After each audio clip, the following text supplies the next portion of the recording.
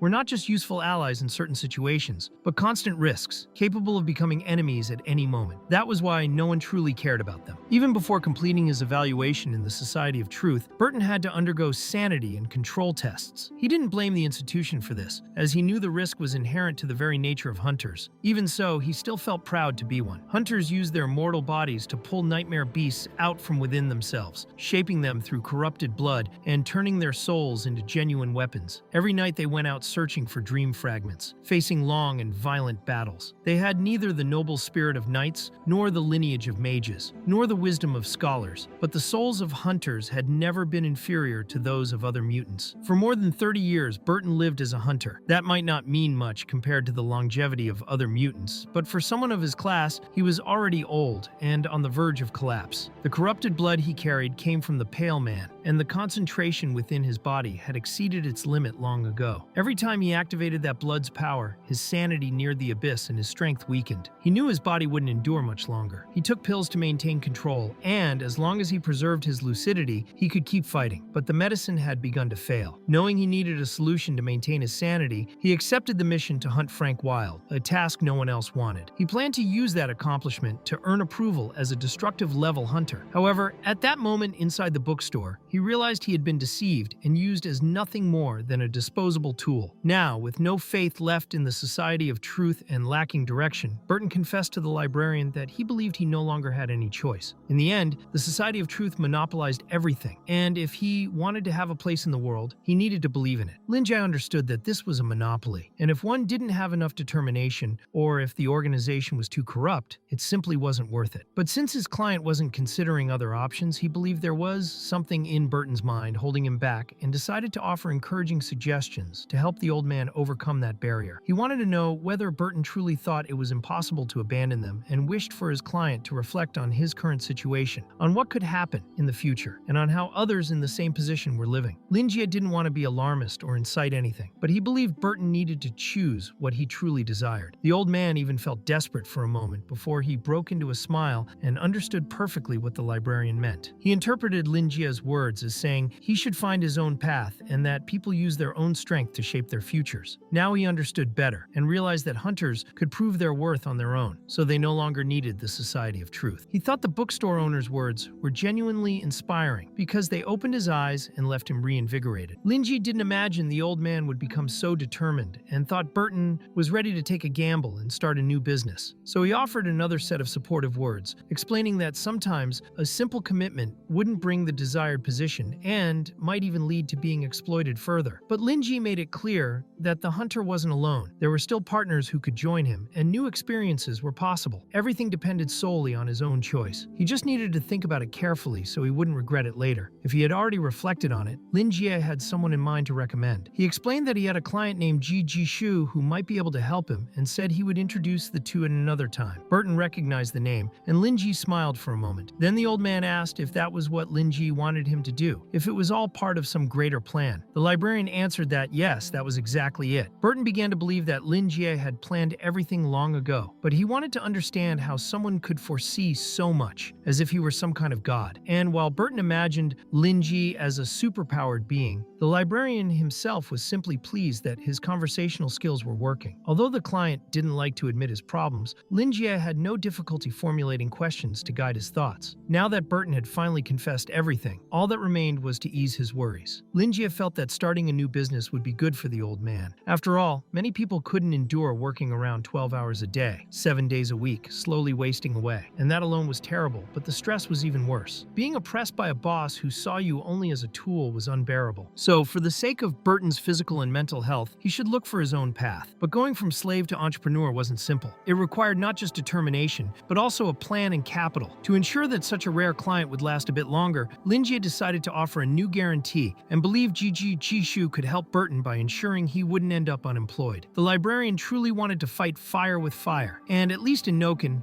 there shouldn't be any company more dominant than low resources. This corporation was controlled by Zixu's homeland and basically monopolized all mining rights in the lower district, as well as being involved in the region's main industries. In Noken, its influence was unimaginable both in daily life and in business, and anyone willing to investigate it thoroughly would always find the company's hand in something. Even though he had been a foreigner in that world for only 3 years, Linjie could feel the presence of that company in his bones. Shortly after arriving, he had briefly investigated its history out of curiosity and quickly found that it had existed for an impressive amount of time, considering that its predecessors had once controlled an army in the lower district.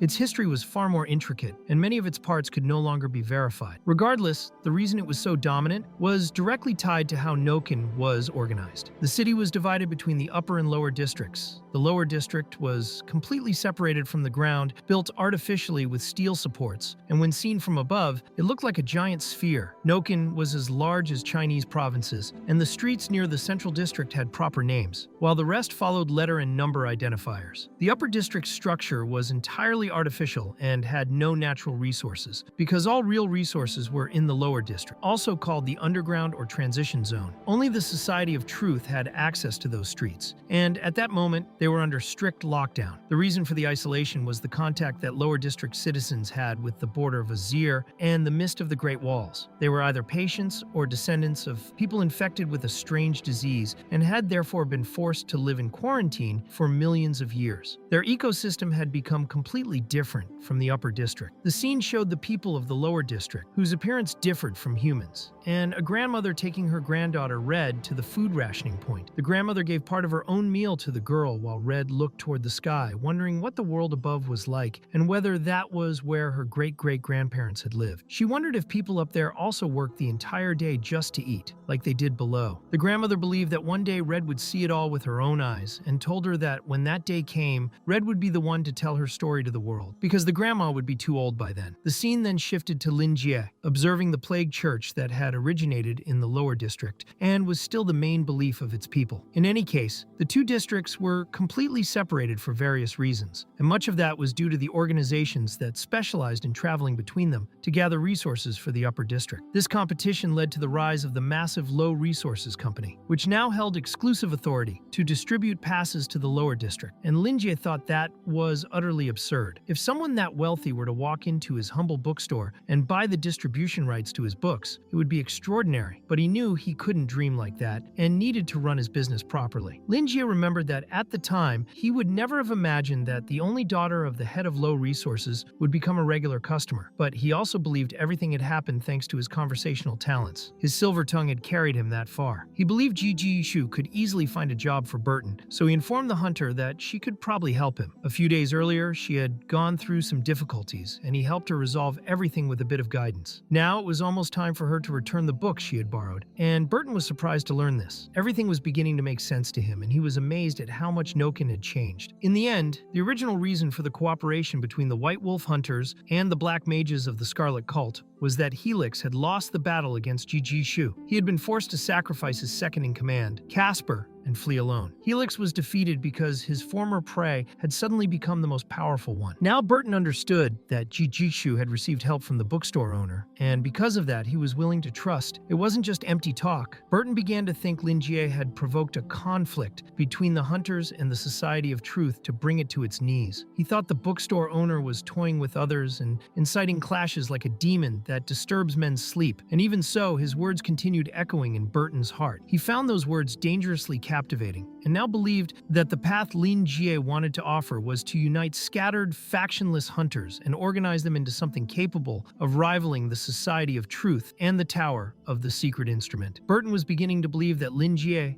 would completely change Noken. Everything seemed like a game to the bookstore owner, and Burton considered himself lucky to have become one of his pawns. Now he understood why Lin Jie had revealed all his intentions. The flower had drawn out his deepest desire, and in the end, Burton no longer wished to seek the Society of Truth's approval or to complete the destructive level assessment. Instead, he now wanted to test his new resolve and raise the banner of the hunters. He genuinely desired something like that. He knew it was dangerous, but he wanted to do it anyway, and that desire was driving him insane on the inside. Still, something made him curious. He wanted to know if Lin Jie really rented out books, and the bookstore owner was delighted by the question, making it clear he was just about to bring up that subject. He knew Burton would struggle since this was his first time doing something like that, so he picked out a book for the hunter, explaining that it was a good starting point. The book was about how to start a business with no capital. Burton kept thinking about how he had heard Lin Jie say that Ji Shu had rented a book, and that was how she had received power from him and followed his instructions. The connection seemed obvious to him. Lin Jie had used one of his books to grant her power and guidance. In the end, Burton realized that all those books were filled with forbidden powers. The bookstore owner then explained that with that book, he too could find a new path and fulfill his own aspirations, so he would no longer be treated like a fool. Suddenly, the book handed to Burton turned into The Sacrifice of the Void. The title shocked him, and when he touched it, the pages began to fall apart and disintegrate. He then found himself wandering through a colorless universe, an eternal void. There he encountered several creatures before being struck by an energy that pierced his body and slowly began to destroy him. Panicking, he closed the book and started trembling, unable to understand if what he had seen was some hallucination related to lycanthropy. But he could still feel traces of that energy inside him and clearly sensed that a channel to the void had now been opened. The creatures he saw terrified him deeply because it felt as if they had noticed his presence. Now he understood what this new path meant, at least in his own way. Lin Jie then explained that if Burton intended to move forward, he had to be certain that being opportunistic was an essential skill. Everyone wanted to do business at no cost. But to Lin Jie, such rewards belonged to those who had reached the end of the road. In the end, Burton agreed, for now he could open the channel to the void whenever he wished after being pierced by it. He realized that he was at one end, and on the other side was an imperceptible void. By following the channel, he could offer sacrifices and, in return, receive rewards that would obviously depend on the mood of those creatures. Now he understood what true opportunism meant, and it seemed like the greatest deal of all, with no cost whatsoever. The beings within the void were indescribable. indescribable, and he had no idea how powerful the bookstore owner must be to interact with such entities. Burton then stood up and thanked Lin Jie for the teachings, but the bookstore owner made it clear that the journey ahead would be long, and that Burton would need strength, mentally and in many other ways, because being opportunistic alone would not be enough to guarantee success. He hoped that the next time he saw Burton, the hunter would have achieved what he desired so much. Burton promised he would not disappoint him and left, unable to believe the level of altruism Lin Jie showed. The hunter's path had just become far more interesting, and Lin Jie was happy to have offered the right guidance to another lost soul. He thought life was truly inspiring. The scene then suddenly shifted to the central district, at property AI6, known as Noken's Isolated Island. Inside, Jijikshu was sitting at a table looking a bit different now, with pointed ears. She opened the smoked northern incense, pressed the ashes with a seal, and added incense powder.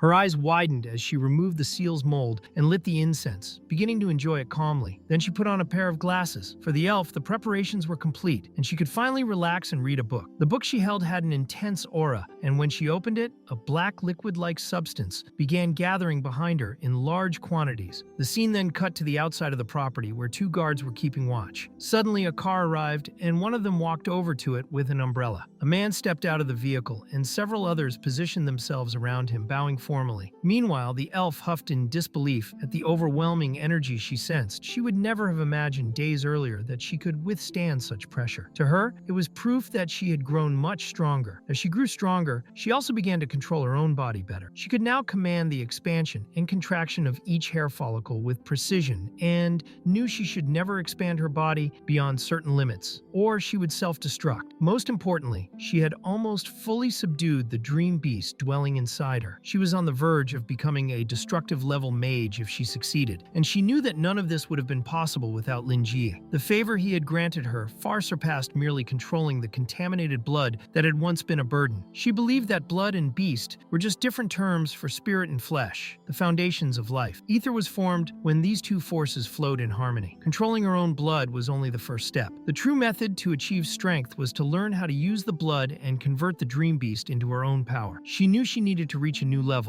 before even thinking about repaying the favor. She had just mastered the ability to control the blood within her. If she could obtain a greater variety of contaminated blood from dream beasts, her power would become terrifying. To her, this was not the limit of a hunter's strength. The source of all political power was strength itself, and she wanted the hunters to stand on equal footing with the Society of Truth, the Tower of the Secret Instrument, and the churches. But she knew she could not achieve that alone. She needed allies. She was afraid something would go wrong, which was why she hadn't told anyone. Losing control of contaminated blood would be catastrophic, so she proceeded with extreme caution. Now everything had changed. She had proven she could control her own blood and that it was safe. She could finally begin to expand. She believed that book would become the hunter's Bible, and that Lin Jie would be their mentor. But while she imagined all of this, Lin Jie himself was simply living peacefully, watering that flower that looked like it came straight from the depths of hell. Then she heard someone climbing the stairs and quickly went to her drawer to hide the book. It was the maid knocking on her door to tell her dinner was ready. Jijishu left the room, and the maid accompanied her. But the man who had arrived at her home was her father, and she wanted to know if he had matters to discuss with her. As Lin Jie had already confirmed, her father was Jibunong, and he was indeed the head of the Low Resources Development Corporation. Jibunong wanted to have a conversation with his daughter, but Jijishu felt that talking wasn't really in her father's nature. Still, Jibunong insisted he was just a father who wanted to have dinner with his daughter and talk. Believing that wasn't too much to ask, they went to the enormous dining hall. She thought she would be underestimating him if she really believed that, because someone as reserved as her father would never prepare such an extravagant dinner, not even for his own daughter. Besides, he never had dinner at home,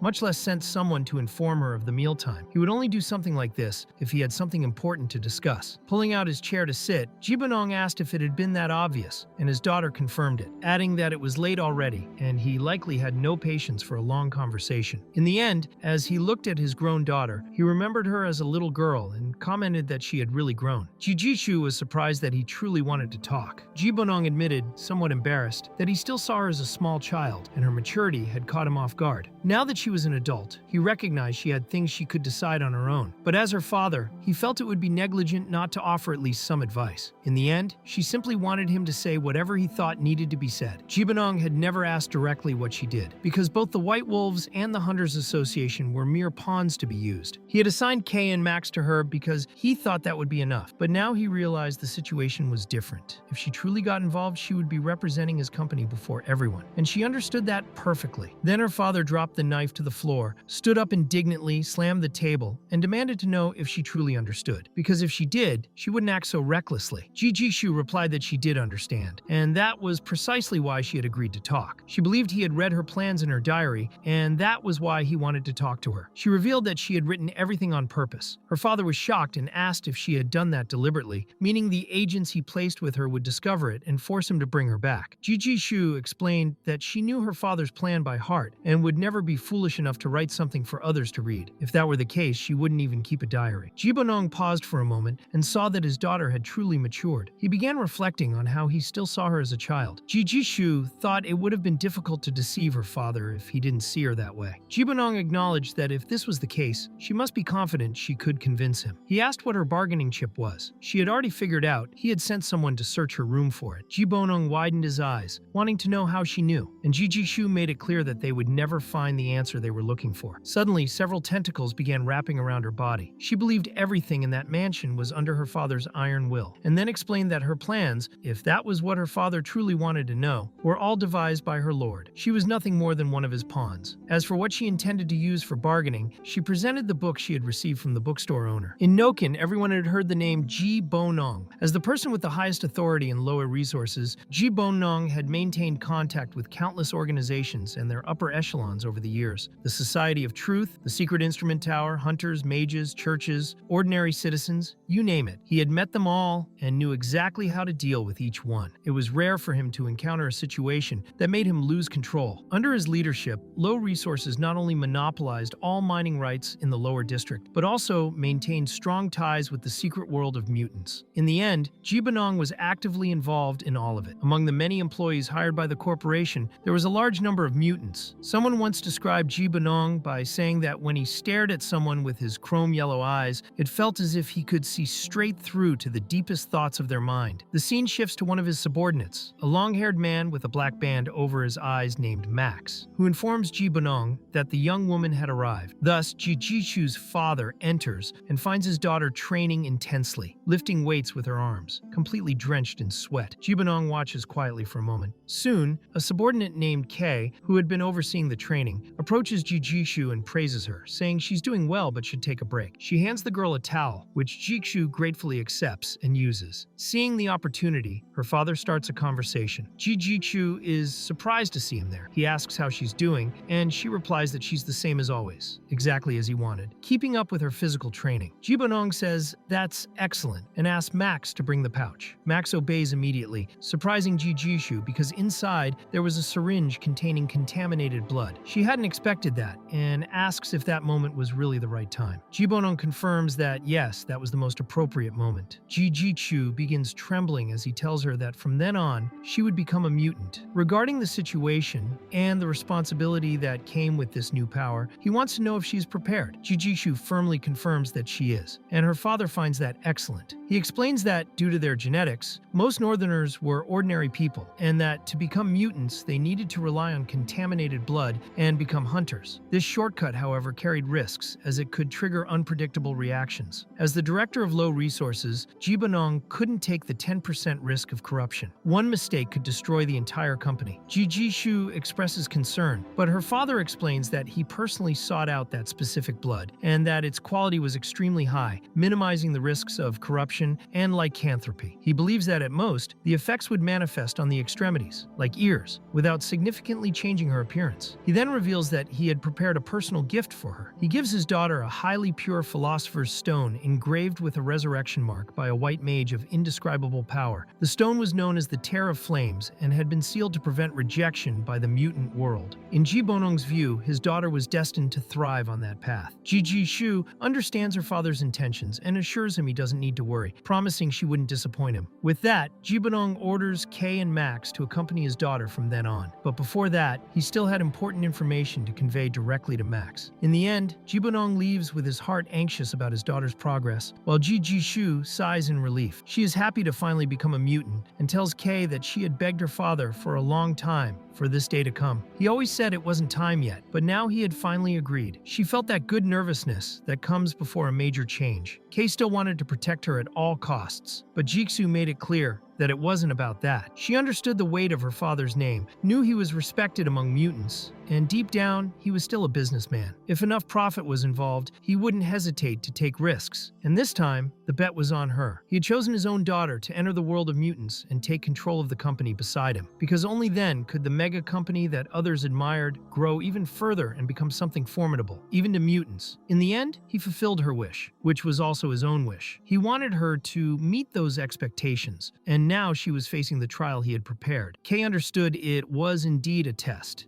and made it clear that to truly grow, Jijiksu had to leave her immature past behind. Jiksu then asked Kei to help her pass the most important trial of her life. Kei held her hands and said she wouldn't hesitate to do whatever it took, even sacrifice herself, to fulfill her lady's wish. The scene shifts to Ji Bonong speaking with Max. He wouldn't be surprised by anything his daughter did. He expected great things from her. After all, she was his daughter, but he wanted to know whether Max had already decided which hunter group she should join in Noken. Since the intelligence network of the Society of Truth had gathered all relevant information on the groups, Max had chosen Helix's group, known as the White Wolves. Jibonong was pleased, as Helix was calm, sensitive, and strategic. Max knew his boss was sending him with Jiksu to observe her every move, but Jibonong wanted more. He expected Max to give everything he had to protect her. Max grew nervous at the responsibility. Jibonong knew his daughter was stubborn, but also patient and determined, and he believed she would become a great hunter. Helping her connect with an organization wouldn't be an issue. What he wanted was to prevent complications. He trusted Kei's loyalty and competence, but knew she could be difficult, which meant Max would have to endure when that happened. Putting a mutant in control of low resources could shake the major powers at the top. If this caused trouble, it would be the end of the company, and Jibonong wanted to proceed carefully. From that point on, he would begin distancing himself from her in public. The more rebellious she appeared, the better. She needed to focus on hunters, not the company. The less she seemed to care about the corporation, the better for the image of independence he wanted to portray. Accompanying her was only the beginning. It was just the starting line. That's why he asked Max to protect his daughter with everything he had. Max swore his life to Jibonong in that moment, and then the scene shifts to the girl's father examining the death elixir, something extremely secret. Knowing its contents, he had ensured the basic level of protection. It was natural for fledglings to leave their nests. This path was one of no return, and he simply wanted to know what kind of surprises his daughter would bring. He was excited. He wondered what expression he would have when he saw her grow. He hoped it would be a smile of satisfaction. Then the scene shifts to the present. After showing the book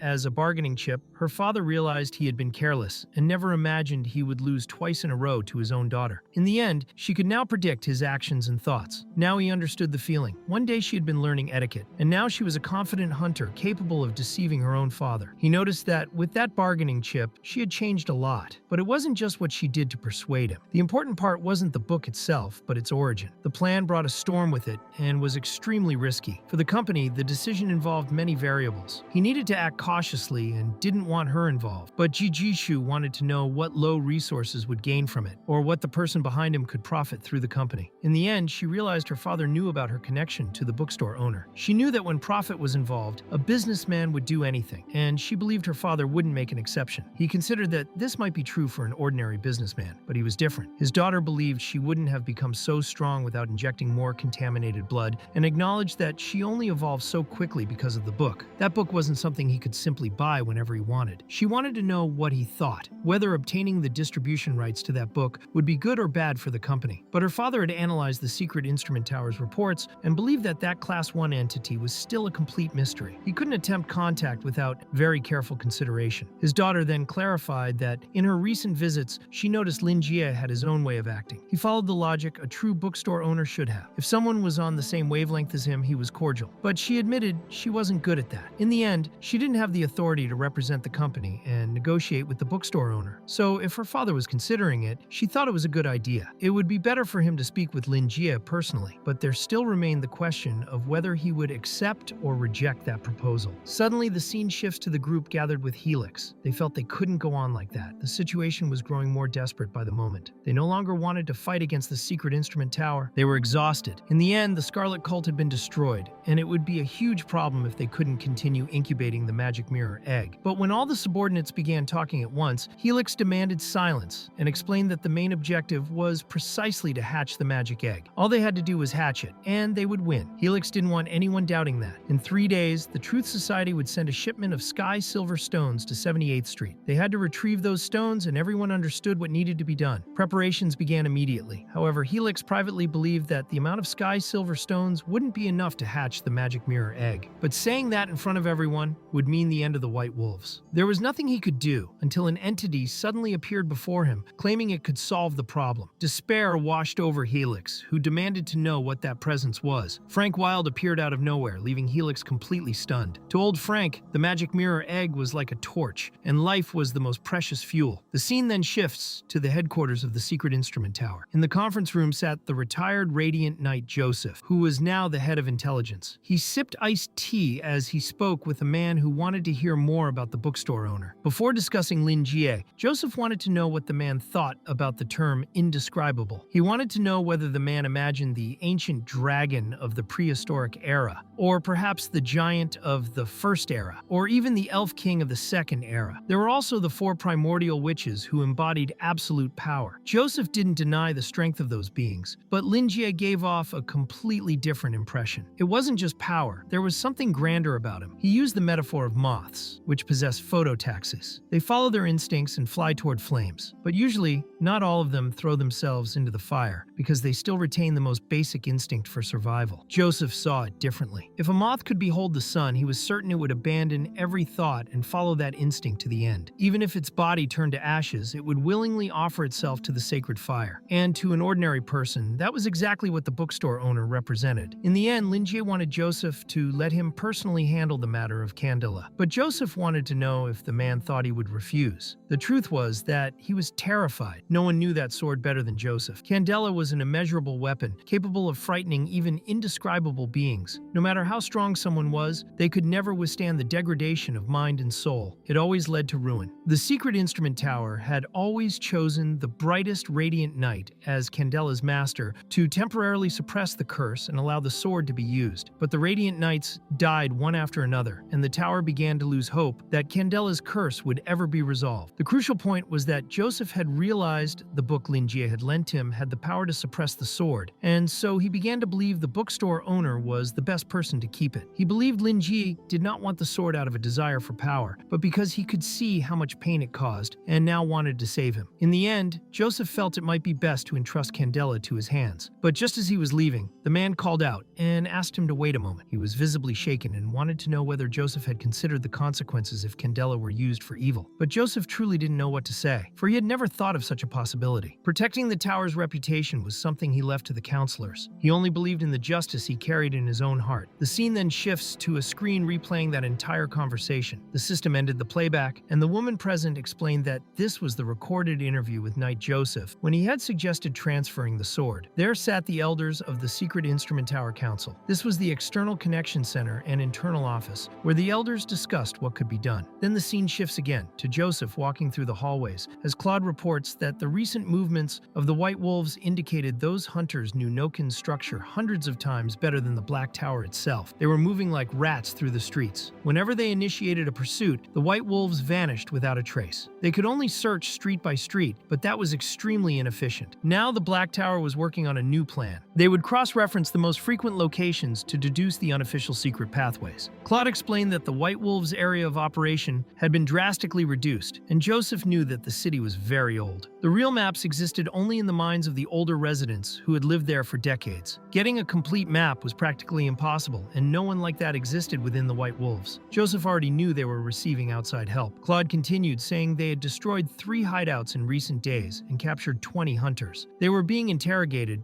but were difficult to handle. They had even tried using mind spells, but their minds were especially fragile. They had probably injected themselves with contaminated blood nearly to the limit and were beginning to go insane. Joseph thought it was a good way to avoid interrogation, since they had become so deranged that no information could be extracted. Claude believed the White Wolves knew they were nearing their end, since they were losing their sanity and, besides stealing resources, were also destroying and murdering purely for fun. Joseph began trembling with rage because this only caused panic among civilians. civilians. He believed the attacks were keeping the logistics division occupied, and in the end, to the city's ordinary citizens, mutants were still just a myth. It wouldn't be easy to eliminate organizations like the White Wolves while also maintaining stable public relations. Claude had previously warned that there was no clear pattern behind the destruction and massacres, but Joseph explained that the special aspect of the magic mirror egg was its ability to seduce minds. Joseph knew the enemy's ambition outweighed everything and believed they were trying to divert their attention. Claude mentioned there were reports that the White Wolves collected certain body parts after killing their victims, and that they might be trying to replicate some of Murphy's rituals, but so far there was no concrete evidence. Amid all this, the big question arose: why couldn't the Truth Society provide a complete blueprint of Noken, when even a fraction would be a great help? But Joseph believed that even a small fragment would be enough to uncover what was wrong there. He also suspected that some of the structures had been built by the Truth Society itself, and thought Claude was foolish for not understanding why they refused to share even a single piece of the map. Claude simply brushed it off, thinking his teacher was in a good mood that day. Now he would need to come up with another strategy, since they couldn't count on the Truth Society. Joseph then placed a hand on his shoulder and warned that the White Wolves wouldn't last much longer. He also believed the Truth Society was about to offend them both, treating them as if they were incompetent. Even so, he thought it was a good idea for Claude to track down passageways and camera locations while handling the matter, as their budget for the following year was already secured. The Truth Society had plenty of money and would certainly pay well to keep them quiet. They then headed to the intelligence division, where Joseph wanted to know the current situation of the Scarlet Cult. Claude explained that the cult had been in dire straits ever since they lost Murphy, and most of the members had ceased their activities because they had been zombies controlled by her. Those who were still in good condition joined the White Wolves or fled without leaving a trace. The cult essentially ceased to exist. Claude was frightened to learn that such a powerful elf existed, but he was also worried about telling this to his mentor, and tried to escape a possible backlash. However, Joseph found the most incredible thing of all to be the owner of the bookstore, since the sage of the Iris family had called him Lord, making it clear that her family was willing to serve him. Claude's mentor wanted to know how everyone was reacting, and Claude explained that only the higher-ups of the Secret Instrument Tower knew about it. There was a lot of speculation about the bookstore owner, but everyone behaved the same way, overwhelmed by fear and maintaining complete submission. Joseph believed that any rational being would react like that, and in the end, he wanted to thank Lin Ji, because without him they probably would have had to wait until Murphy caused much greater damage. They only realized too late that there was someone far more powerful than Wild and Noken, and it would be foolish not to value the bookstore owner. He also knew the elders weren't stupid enough to send someone to investigate Lin Ji at such a critical moment. There wasn't even an official notice, and to Joseph, the people in the Truth Society only knew how to talk. Taking action was not their strong suit. It would be much more useful to use the intelligence network to gather information. At that moment, the scene shifts to Andrew snapping his pen in half, and immediately afterward, Walter and Raoul ask if anything happened. But Andrew just makes an excuse, saying he suddenly felt tired. Deep down, the two were worried about losing their funding because Andrew was thinking about Doris. The scene then shifts again to Joseph taking the report Claude had delivered and ordering him to continue his work as usual. Joseph opens his email inbox and sees a message from Vicky. In it, the transfer request for the Candela sword would undergo an investigation, and if the evaluation result aligned with his, the request could be approved. This leaves Joseph very surprised and overwhelmed with emotion. He briefly makes everyone in the hallway levitate off the ground. Next, the scene shifts to a woman with very beautiful silver hair walking in the rain. She was on her way to the target of mission number 0113 Class 1 sector, heading straight toward the bookstore owner. The narrative shifts again to a group of hooded figures gathered together, discussing Lin Ji and explaining that the document in their hands had been written by Joseph himself. They stated that the bookstore had played a crucial role in causing the magic mirror incident, which led to the rapid collapse of both the White Wolves and the Scarlet Cult, and even motivated the transfer request for the Candela sword. The goal was to allow the bookstore owner to keep the sword, because Joseph believed Lin Jie wanted to save him from his suffering. But the elders couldn't simply act based on one man's words. Since the Secret Instrument Tower still had no concrete information about Lin Jie, they were conducting a full evaluation, with close contact and direct observation to uncover his identity, status, and true objective. Obviously, the element of power could not be ignored. Many elders wanted to examine a Class 1 being up close. For this mission, the deputy head of logistics, Lucy Caroline, was dispatched, a harpy hybrid with mind control talent. She might not have been the most brilliant evaluator in the tower, but she was certainly the most modest. And there was Lucy Caroline, present as a professional evaluator holding multiple roles within the Secret Instrument Tower, acting commissioner of the Elder Council, deputy head of logistics, and a fear-level knight. She could not allow complications in that mission, so she had decided to act as a regular customer, communicating with Linji discreetly and filling out her report with as much information as possible. As soon as she enters the bookstore, the owner himself welcomes her. In the end, she thought Linji seemed fairly normal and showed no suspicious traits, but she knew appearances could be deceiving, and had learned that the bookstore owner had immobilized Joseph, so she preferred to remain respectful and avoid contradicting him. Thus, she sat down with the intention of relaxing and not letting nervousness get in the way, wanting to follow her plan carefully. She greeted Linjiao with a smile, and he found it impressive that a new customer had such a captivating smile, showing competence and genuine spontaneity. However, he ended up assuming that the woman was a lady who worked during the night, simply because of the professional way she smiled. He imagined she wouldn't buy any books, and was only there to sell him something. He even thought that her hi had already revealed her intentions, and to him, it wasn't worth wasting time. He figured she should give up on trying to promote anything to him, and decided to treat her as a customer using his conversational skills. So he attempted to guess her next line, and got it exactly right when she asked if he was the bookstore owner. She was extremely shocked, as if he had read her mind, and she couldn't understand how he did that without her noticing anything. She started to believe he had activated some sort of warning mechanism, which confused her even more, since Joseph had mentioned that her target was friendly. Now she wanted to call for help, while Linjie thought he was amazing for exposing her without any effort, considering her charm tactic outdated. To him, she was an opponent, and he would fully grasp the workings of her mind without giving her a chance to hesitate. Meanwhile, he calmly sipped his tea, believing he needed to stand firm. He thought the simplest way to guide her would be by asking questions. She wanted to start the conversation and lead it, but he wouldn't allow her to do whatever she pleased. He explained that there was no need for her to be in shock, and that since she had come of her own free will, he wondered if she had any idea what she might encounter there. Moreover, he declared himself the very target of her mission, and made it clear that he knew her intentions. He believed she was there to promote some sort of product, but everything took on a different meaning when it involved the bookstore owner. In the end, he made it clear to Caroline that her movements were superficial, and she wasn't hiding her intentions very well. Caroline was stunned to realize he had discovered her mission. He showed irritation at her carelessness, and now it was evident that she had been warned. Caroline felt as if he had seen straight through her and believed that her entire approach had only proven she couldn't hide anything from him. Suddenly, she felt a toy in her hand and began trembling. She apologized if she had caused any inconvenience and explained that she still had a few questions to ask. She believed that if she could keep him calm, everything might work out, and she just needed to continue being respectful. She explained that it would be very enlightening if he could help her, if he was willing. In the end, Linjie noticed she was quite determined and had even found a new strategy. He also assumed she would use a questionnaire to gather information about the product she wanted to sell, so he became curious about what kinds of questions she had. Caroline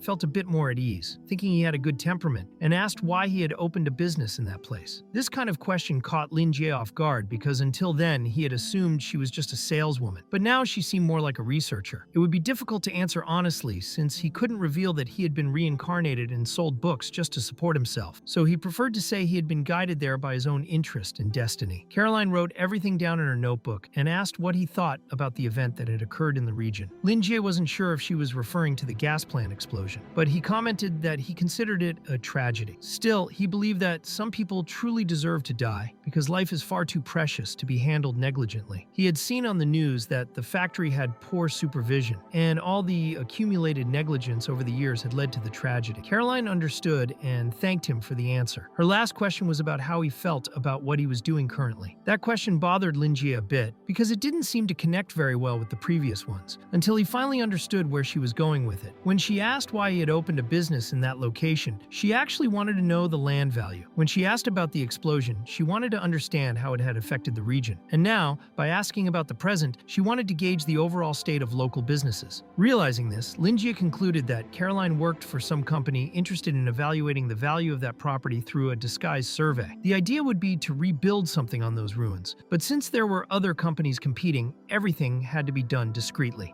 The problem was that the black liquid that brought Lin Jie to that place had been a coincidence, and for that reason, he decided it wouldn't be wise to give Caroline any useful data. It would be better to use the situation to promote himself while he could. Noticing that she had an impressive appearance and admirable professionalism, he assumed she must work for a large corporation. Then Lin Jie reveals to Caroline that he truly enjoys what he does and considers it his life's purpose. He gives the right books to the right people, hoping they will find meaning and discover their own goals. Although he doesn't profit much from it, he feels fulfilled by making a difference in his customers' lives. He is happy to offer help or guidance. He even gives an example of someone dealing with problems at work, referring to herself. At the same time, he acknowledges that Caroline had already taken up a lot of his time with those questions, so he decides to seize the opportunity to promote his shop while still doing her that favor. Caroline didn't quite understand, but Lin Jie still wanted to use his own smile to promote the bookstore. The reason he opened that place was the desire to see people happy and smiling, not just to make money. Caroline didn't expect to suddenly become the focus of his attention, and in the end, she was exhausted from work, something he quickly noticed. She was overwhelmed because of the Scarlet Cult and the White Wolf, dealing every day with the pressure of covering every failure and managing logistics to support the front line. It wasn't just material support. She was also responsible for ensuring that no loose ends remained after each battle. To make matters worse, she had been sent to that bookstore at a critical moment and still needed to deliver the evaluation results from the Class 1 department to the Elder Council. When she tried to explain, Lin Jie interrupted her, saying there was no need for her to be shocked. About the incident she mentioned, he asked whether they intended to take responsibility for what had happened outside, and she confirmed, making it clear they had to do so to avoid complications. Lin Jie felt the company demanded too much from its employees. It seemed like she had to make inquiries throughout that entire enormous area,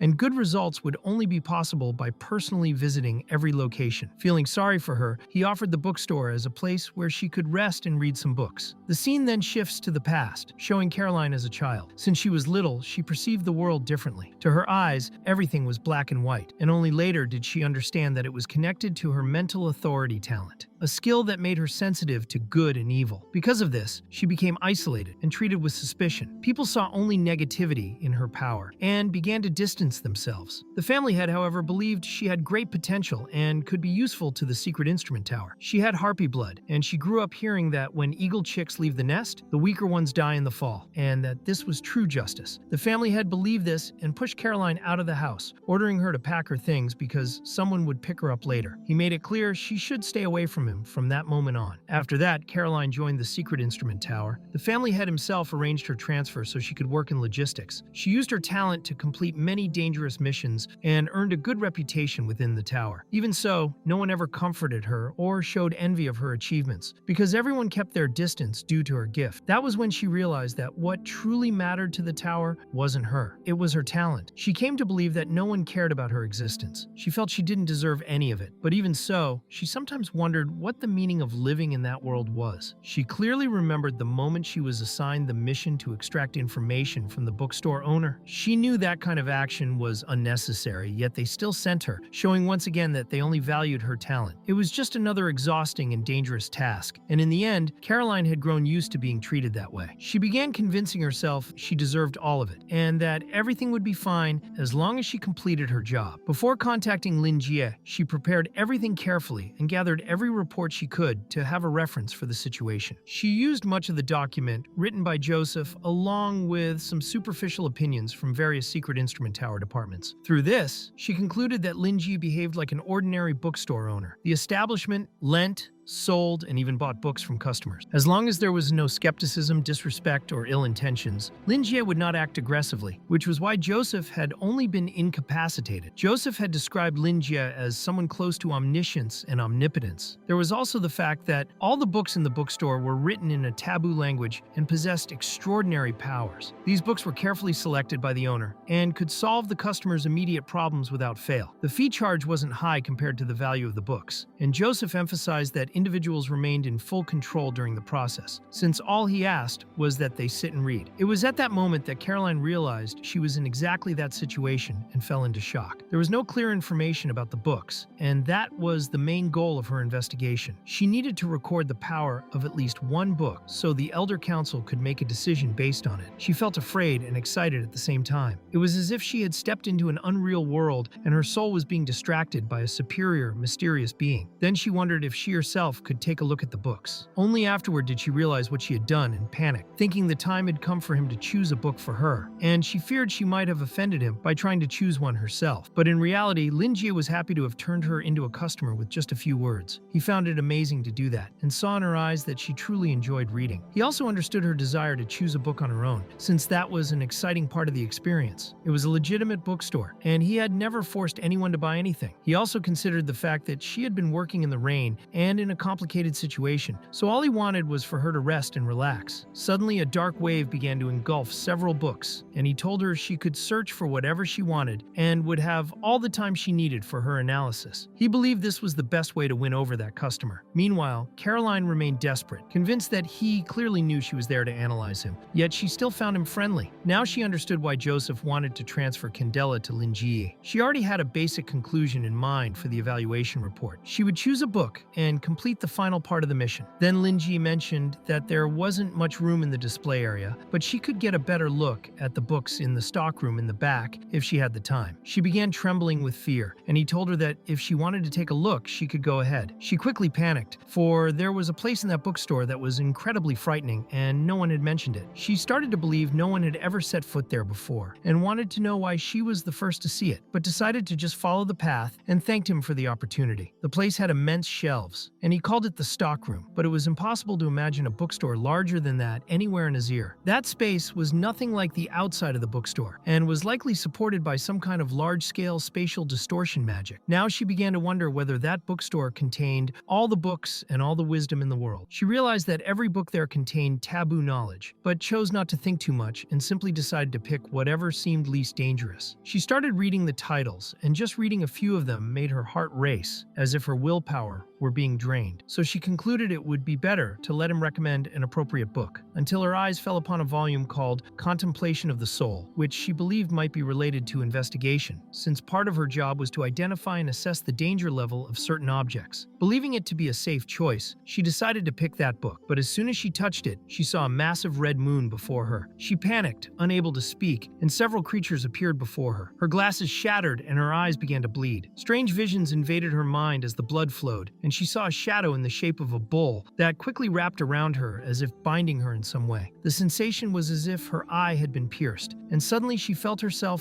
falling to the floor of that enormous storeroom. When she regained consciousness, she realized she had returned, as though she had just witnessed the souls trapped inside the book. Terrified, she believed she needed to get out of there immediately and find the bookstore owner. Meanwhile, Lin Jiaomi calmly sipped his tea, thinking that none of that was bad at all. After all, it was the first time a customer had ever asked to see his storeroom. That place was the manifestation of his desire and held all the knowledge of the world. To him, it was essentially paradise, a dream for someone who loved books, and he believed she would be pleased. But she returned, shaking and drenched in sweat, holding up the book she had chosen. The title was simply Living. The problem was that the text was extremely heavy and not suitable for someone trying to relax. She looked even more exhausted than before, and he felt guilty, wondering if she was really okay after choosing such an intense work. With strange eyes and still trying to compose herself, she explained that she was fine. She said the souls she saw in the book made her uncomfortable, and that she needed some time to process everything. Linji found it odd that she referred to the characters as souls, but he helped her sit down and invited her to talk for a while. To him, she had a delicate mind and a high level of empathy, so he decided to offer a special after-sales service with comforting words. He told her that, in time, she would get used to that kind of reading and learn many valuable things from it. Caroline believed that the bookstore owner had approved her choice and assumed it was normal to be shaken afterward. In the end, she felt weak and unable to control the power he carried, so she agreed completely with everything he said. But Linji thought she shouldn't overthink it, since empathy was simply part of human nature. Life was difficult, and all lives were equal to him. He saw the universe as a cruel and indifferent void, yet they still lived in society, and holding on to one's humanity was important. To Caroline, however, his sentimentality went far beyond what any human could experience. It felt divine. No wonder even the great sage of the Iris family was willing to serve him, not only because of his power, but because of his compassion,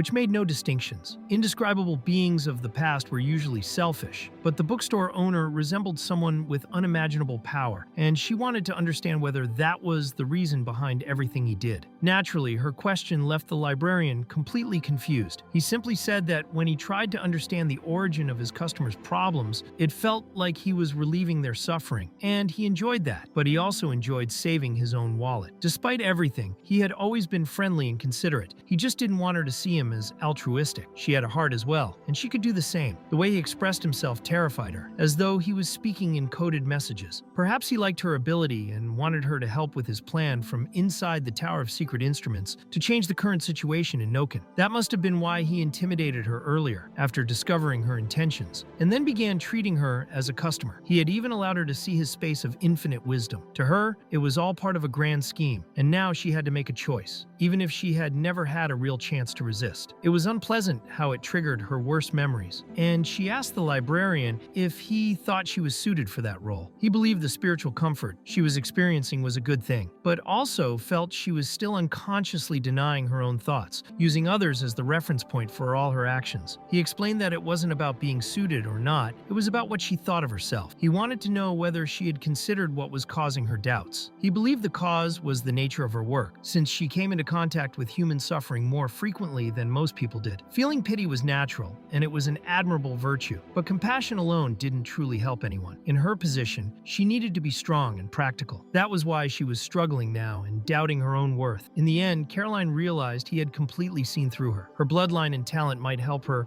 complete all sorts of tasks, but they had also become chains around her neck. Linjie concluded that she had been manipulated by her work and her environment, confusing her role with the true purpose of her life. Unlike Burton, the important thing now was to help her recognize her own value, because trying to change the environment around her would be useless. Linjie believed that any change would only have meaning if the choice came from her. Still, she needed to understand the deeper meaning behind that book. So he explained that he once had the privilege of witnessing the rebirth of a glorious ancient civilization, something he still remembered clearly. How those people endured unimaginable hardships, cultivated barren lands, and moved forward even without a home or a moment of true rest. The book in her hands was merely a feather from that vast legacy, but what defined that civilization the most was the persistence engraved in the spirit of every soul, the courage and will to live. Linjie believed that was precisely what Caroline needed. He explained that all the souls in that book were real once they truly existed, and she was the incredible key to that, for he had refined billions of souls into a single book. What sounded impossible was just another facet of his mysterious, inconceivable power. He had witnessed the rise and growth of an entire civilization, but despite all that, she preferred not to think too deeply about it and simply wanted to know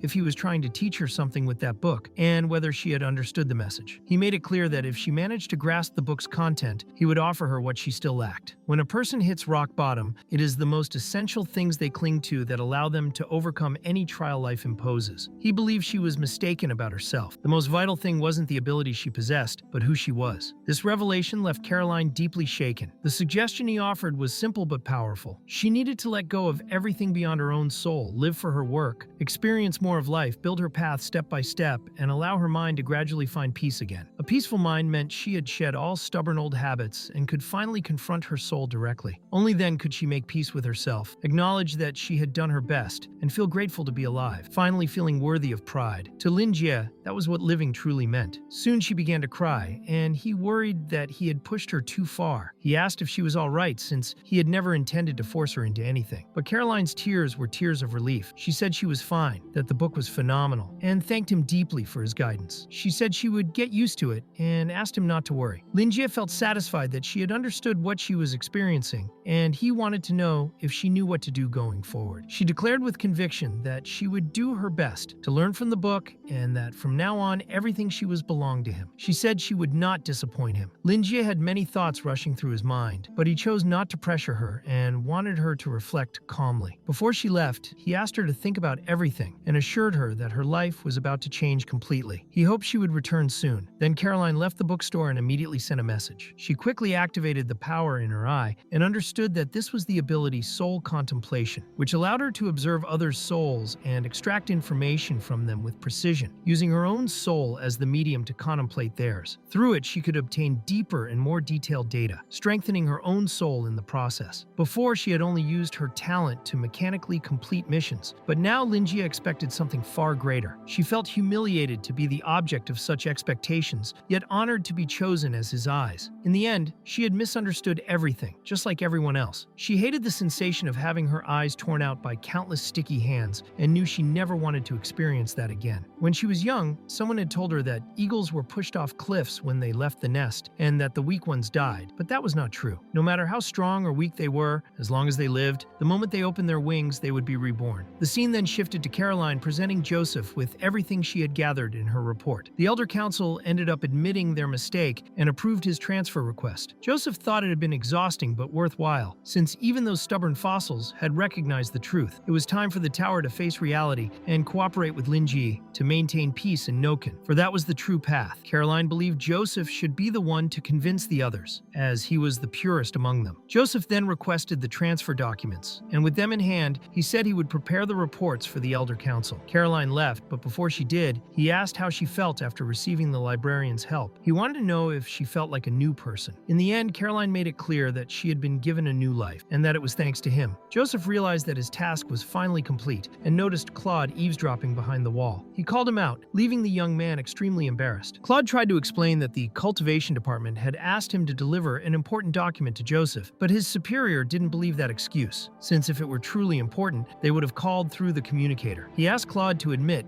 what he had done to the deputy head of logistics. Claude eventually confessed, saying that he used to think Caroline was serious and distant, but now she seemed like a completely different person, and he felt comfortable around her. Claude said he had only felt something similar once, in the Black Tower, with a knight named Daria, but the moment he realized what he was saying, he apologized to Joseph, who tried to ignore it and simply asked for the document to sign. Deep down, though, Joseph felt a hint of jealousy and believed Claude was wasting time and should confess to Caroline already. Claude panicked, trying to explain that that wasn't what he meant, and Joseph tried to calm him down, saying that if he remembered someone, then he needed to say everything. Remembering someone from his past, Joseph advised Claude to be honest about his feelings, or he might regret it for the rest of his life. He told the young man to do his best, adding that he would request Claude's transfer to the logistics department. Then he turned his back to his student, who didn't understand the professor's decision, but felt that Joseph only wanted what was best for him. Now more than ever, Claude felt he should take this chance, and tried to gather courage, inspired by his master's words, but he believed he couldn't confess right away, and in the end, he needed to build some rapport with her first, so he approached her, trying to start a conversation, and with a trembling voice called her name. Caroline turned to him immediately, and he introduced himself, explaining that he wanted to reassess the damage caused by the Scarlet Cult and the White Wolf, asking if she had some time available. But Caroline, using her ability, clearly saw that he was truly in love with her, and that he only saw good qualities in her. She blushed instantly, turned her back in embarrassment, and explained that she had already finished the damage report, saying he could review it in her office. Claude was overjoyed, since this was a perfect opportunity, and he felt happy for managing to speak to her at all. The scene then shifts to Joseph, who was looking at the Candela sword and remembering the knight Daria. His memory took him back to when he was younger, seeing Daria, a beautiful red-haired woman, saying she needed to leave for a mission, that she had already prepared dinner, and asking where Melissa was. In the end, Melissa had gone to her room after training with her sword with her father. The poor girl was crying on her bed, thinking everything was too difficult. Daria asked her husband not to be so strict with their daughter, and the fact that Melissa wanted to become a knight made Joseph feel like she looked down on her mother. Daria, however, believed it was best to reinforce her learning, while Joseph insisted their daughter needed more training, since things were different in his time. Daria explained that she already knew how powerful a radiant knight he was, and that he didn't need to brag all the time, reminding him that he didn't even know how to cook, which frustrated him. Joseph tried to defend himself, saying that he did know how to cook, but no one wanted to eat what he prepared. He also said he had no intention of cooking for Melissa's husband when she grew up, but Daria said he was overthinking the future and wouldn't allow that anyway. Then he suddenly became unwell. It was the curse. Daria quickly made him sit on the sofa, grabbed some warm water, and massaged him until he began to feel better. She wanted him to learn how to cope with it, since many knights had already died, but Joseph said he would accept the curse if it meant saving lives. Daria grew worried, since at that rate he would surely die, but he simply explained that he wasn't afraid of death. As a radiant knight, he carried justice within him and no longer saw any other path. He only wanted to be an example of justice and take care of his wife and daughter, and that would be enough for his happiness. Daria only wished that if he ever managed to break that curse, he could then make choices for himself, and not only for others. She didn't want him to bear so much weight on his shoulders. She wanted him to live for himself. But Joseph didn't care about any of that. His greatest motivation was simply having Daria by his side. A mere curse couldn't scare him,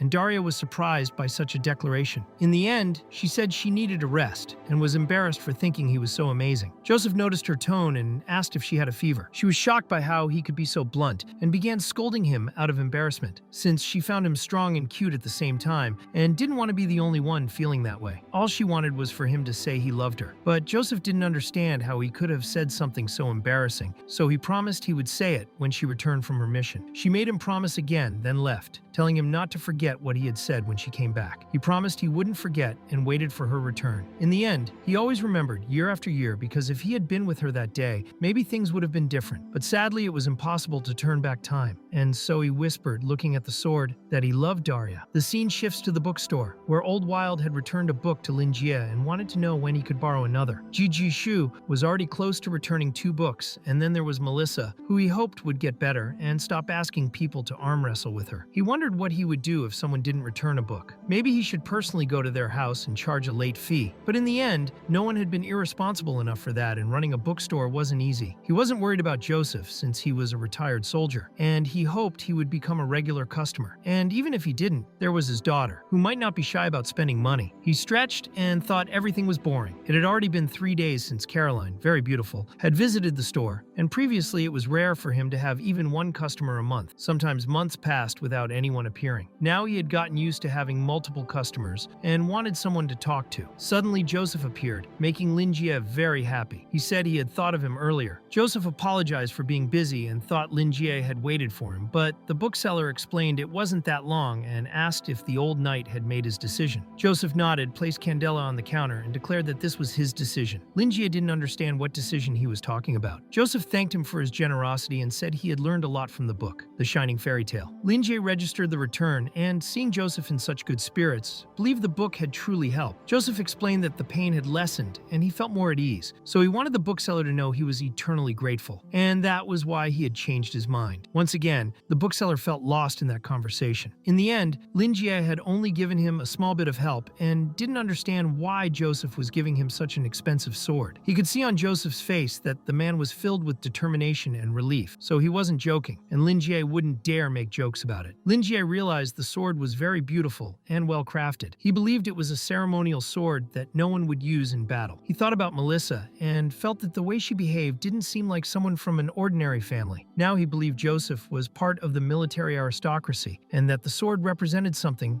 and had been passed down to him. Now he felt he finally understood Joseph's sense of justice and realized the old man was handing over the sword as if he were laying down all his burdens. Because of that, he asked whether the old man was really sure he wanted to go through with it, since he believed that sword had been passed down through generations. Joseph confirmed with conviction, explaining that he could no longer bear its weight and that sometimes one simply had to learn to let things go. By accepting the sword, Lin Jie would make Joseph feel eternally indebted to him. Lin Jie believed Joseph came from a fallen noble family, and in the end, Azir was finally at peace. He knew it was common for noble families to fall into decline, yet still thought Joseph was being far too generous in offering something so valuable, and felt somewhat embarrassed to receive such a gift. Even so, he preferred to accept it and explained that Joseph didn't need to do anything of the sort, since he helped his customers simply because it made him happy. He placed the sword across his lap and found it much lighter than he had imagined. It truly felt like a ceremonial sword, clearly a noble creation, and began swinging it up and down. Joseph was shocked to see the librarian swinging that sword around like a toy, considering how unbelievably heavy it should be. He quickly started trembling, as the sword had been forged with materials from the dream world, and Joseph believed the librarian's power was somehow connected to that world. Meanwhile, Lin Jie was simply marveling at how beautiful the sword was. He genuinely liked it and smiled as he admired it, which only made Joseph even more nervous. Lin Jie sincerely thanked him for the gift and said he really liked it, mentioning that he was willing to unsheath it to take a closer look. Joseph panicked, thinking the librarian had already sensed that Candela's curse was sealed within the blade. That was because the elven king Candela had used this very sword to crawl out of that world, the same sword that pierced him, trapping his soul inside it. Back then, the ancient kingdom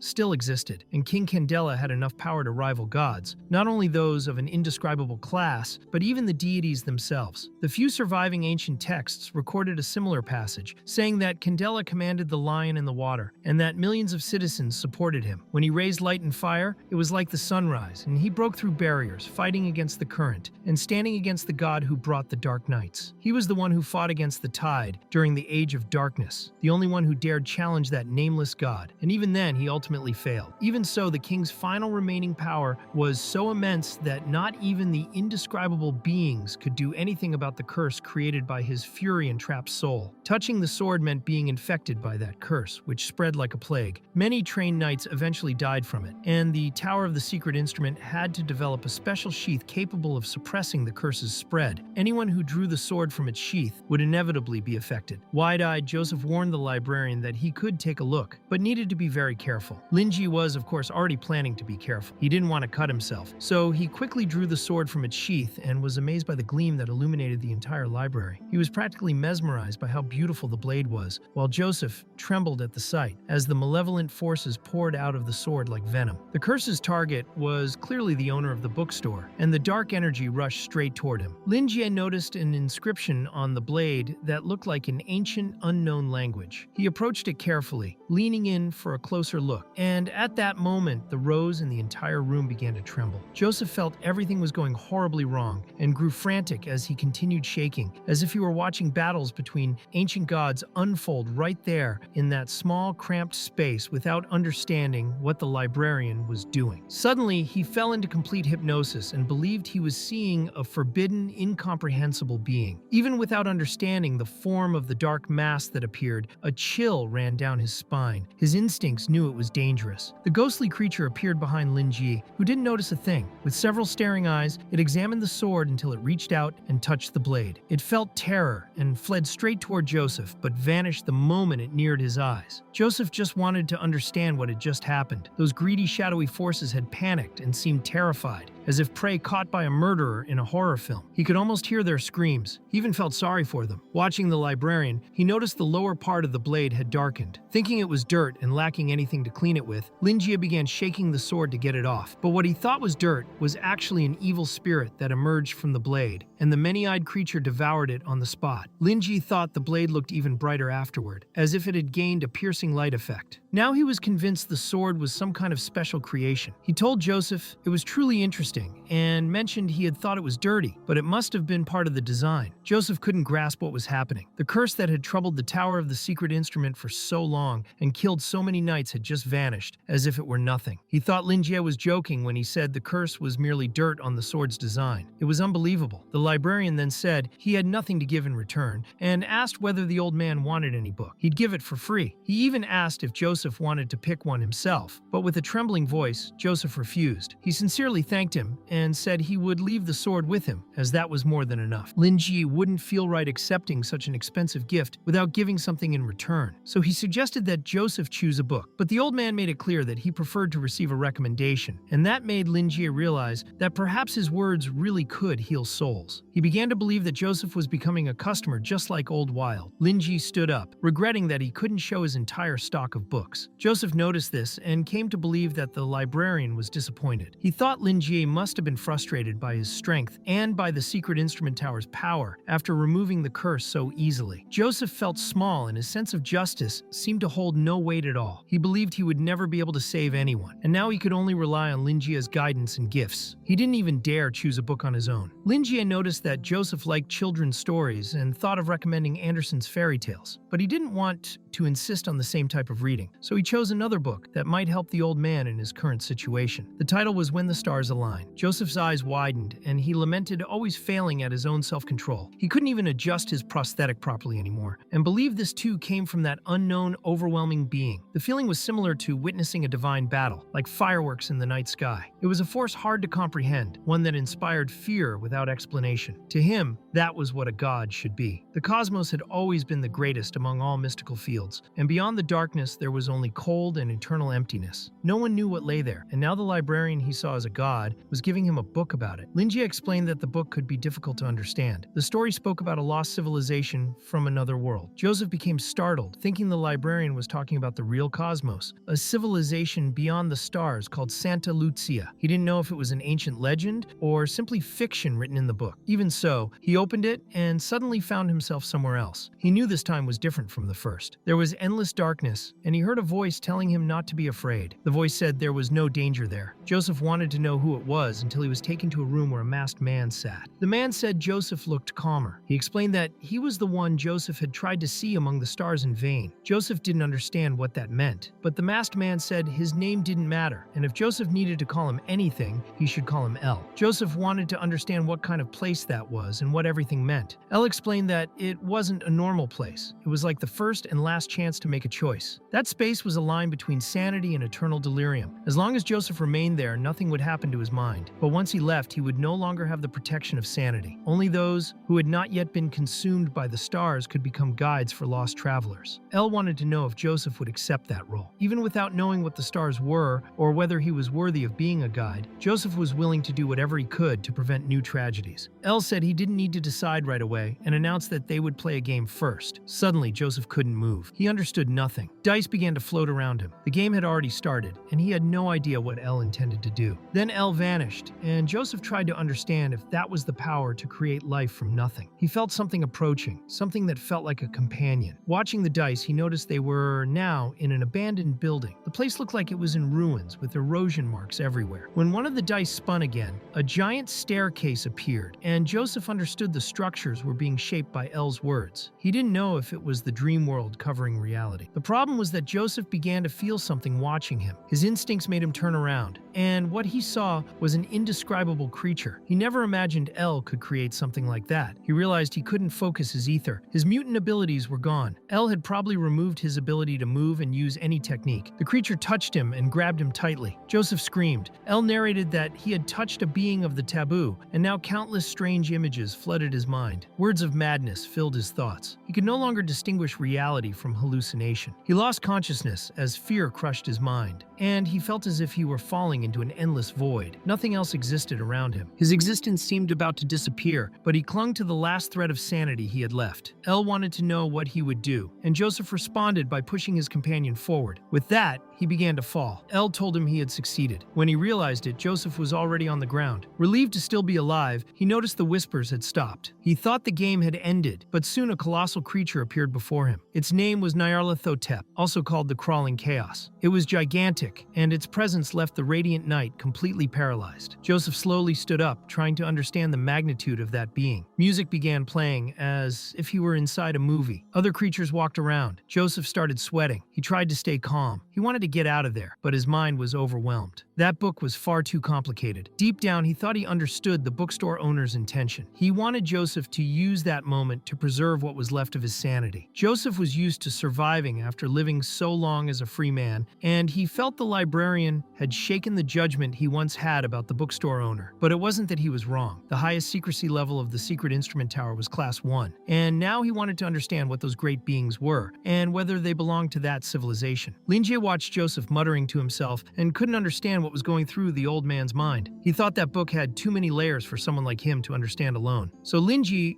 tried to explain the story better. Joseph began trembling because he understood the book sealed extremely powerful beings, and that if he met certain conditions, he could summon them. But he felt it was too risky. According to Lin Jie, these beings had once been part of a civilization even more extraordinary than any recorded. But their realms collapsed. They weakened, and so they were sealed. Joseph began to believe it might have been the bookstore owner himself who imprisoned those creatures. That made Lin Jie suspect the old man was having absurd thoughts. So he gave some guidance and explained that it was normal to feel a bit lost after reading that book. If something didn't make sense, he shouldn't force it too much. What mattered most was trying to understand the minds of those entities. Joseph was still hesitant, but Lin Jie didn't want him to falter. After all, he had chosen that path himself and needed to commit to it seriously. Lin Jie asked Joseph to leave the past behind and face the future with determination. It was normal to have challenges in a new stage of life, and he should read the book with wisdom. That book was the gift the librarian had given him. Joseph felt grateful for Linjia's teachings and generosity, but the librarian thought the old man was exaggerating. He said he wasn't asking Joseph to become a hero because the world didn't offer that many opportunities for such a role. Joseph was just a human and needed to recognize his own limits. Linjia asked him not to overestimate himself, but also not to belittle himself. He simply needed to fulfill his destiny when the time came. The old knight's eyes widened. That made Joseph feel he still had many steps to climb. He remembered the time he became a radiant knight and swore under the sacred light to dedicate his life to justice. Linjia wanted him to keep that feeling and move forward with the same spirit. Everyone has their own destiny, and maybe that book could help him fulfill his. And Joseph was determined to do so. The scene shifted to Joseph watching the rain. He felt an intense nostalgia and thought he just needed to relax. He wore his magical raincoat and smiled. The cool, fresh air was invigorating. It had been a long time since he felt that way. It was as if the Candela sword had worn down his mind to the point of not letting him feel simple things anymore. He now realized he had been wrong to focus only on missions and battles. Things grew worse when he lost his arm fighting a mage, but now he was free of the sword. The bookstore owner had suppressed the curse. Joseph felt like someone who had finally healed from an ancient and heavy illness. He felt light and confident. He hadn't lost anything. On the contrary, he had gained something new. He was willing to seek the strength he once had in his prime. He just needed to accept the change. As he walked with that thought in mind, he ended up bumping into a man. They both apologized and went on their way. But soon Joseph felt something that put him on alert. There was a strange aura in the air that made him think he was standing in front of a hunter with a high concentration of cursed blood, and he was probably someone of destructive class. It was an unfamiliar presence that didn't seem to belong to the White Wolves, and now it was in Noken, which made the situation even more concerning. Joseph even considered interrogating that man, but then reconsidered because he had no concrete evidence and could end up causing trouble for the secret instrument tower if he acted on impulse. Besides, the man didn't seem like a troublemaker, nor did he show any murderous intent, so Joseph decided to wait and observe in case something happened, since he was technically on his break. However, he was wrong, because the man did intend to kill. He had even prepared the blade hidden under his wrist, but upon realizing there was no imminent danger, he put the weapon away without drawing attention. Meanwhile, the scene shifted to Claude using the communicator to inform his teacher that they were doing their best to locate the White Wolves' hunters. Joseph then asked Claude to research more about the language of the Elven Kingdom during the Age of Darkness, because the bookstore owner had shown interest after seeing some strange inscriptions on the sword. He also recommended that Claude keep an eye on the movements of a lone white-haired hunter who could be of destructive level, and that it would be better to gather information about him just as a precaution. Before ending the conversation, he warned that he would have an important job in the next few days and would not return to the secret instrument tower, and that if anything happened, Claude himself should handle it without needing to report back. With that, Joseph had escaped his duties and wouldn't have to deal with reports or paperwork. He only intended to rest and enjoy a week off. Remembering that, he thought it might be a good moment to go over some old research papers that had been forgotten and gathering dust, since they might contain something useful about that elven language. Deep down, he just wished his daughter had even half of the bookstore owner's curiosity, because unfortunately, she didn't like reading. When he arrived home and opened the door, he was surprised to see several books scattered across the floor and just wanted to understand what had happened there. It was 6:30 in the evening, and he believed Melissa would be preparing dinner as usual. But strangely, there was no smell of food coming from the kitchen, which also seemed empty. To him, his daughter had always been extremely talented in the kitchen, and he wondered what the place would look like if she were cooking right now. He thought of several possibilities as he looked at the books on the floor and eventually picked one up to examine more closely. The title was The Justice of the Knights, and he clearly remembered the author, Bucky, an old acquaintance who had been dismissed after a petition against his method of fighting, losing his right to command in battle. Even so, he had decided to record his techniques in a book, which was now there, scattered among many others, and his only wish was that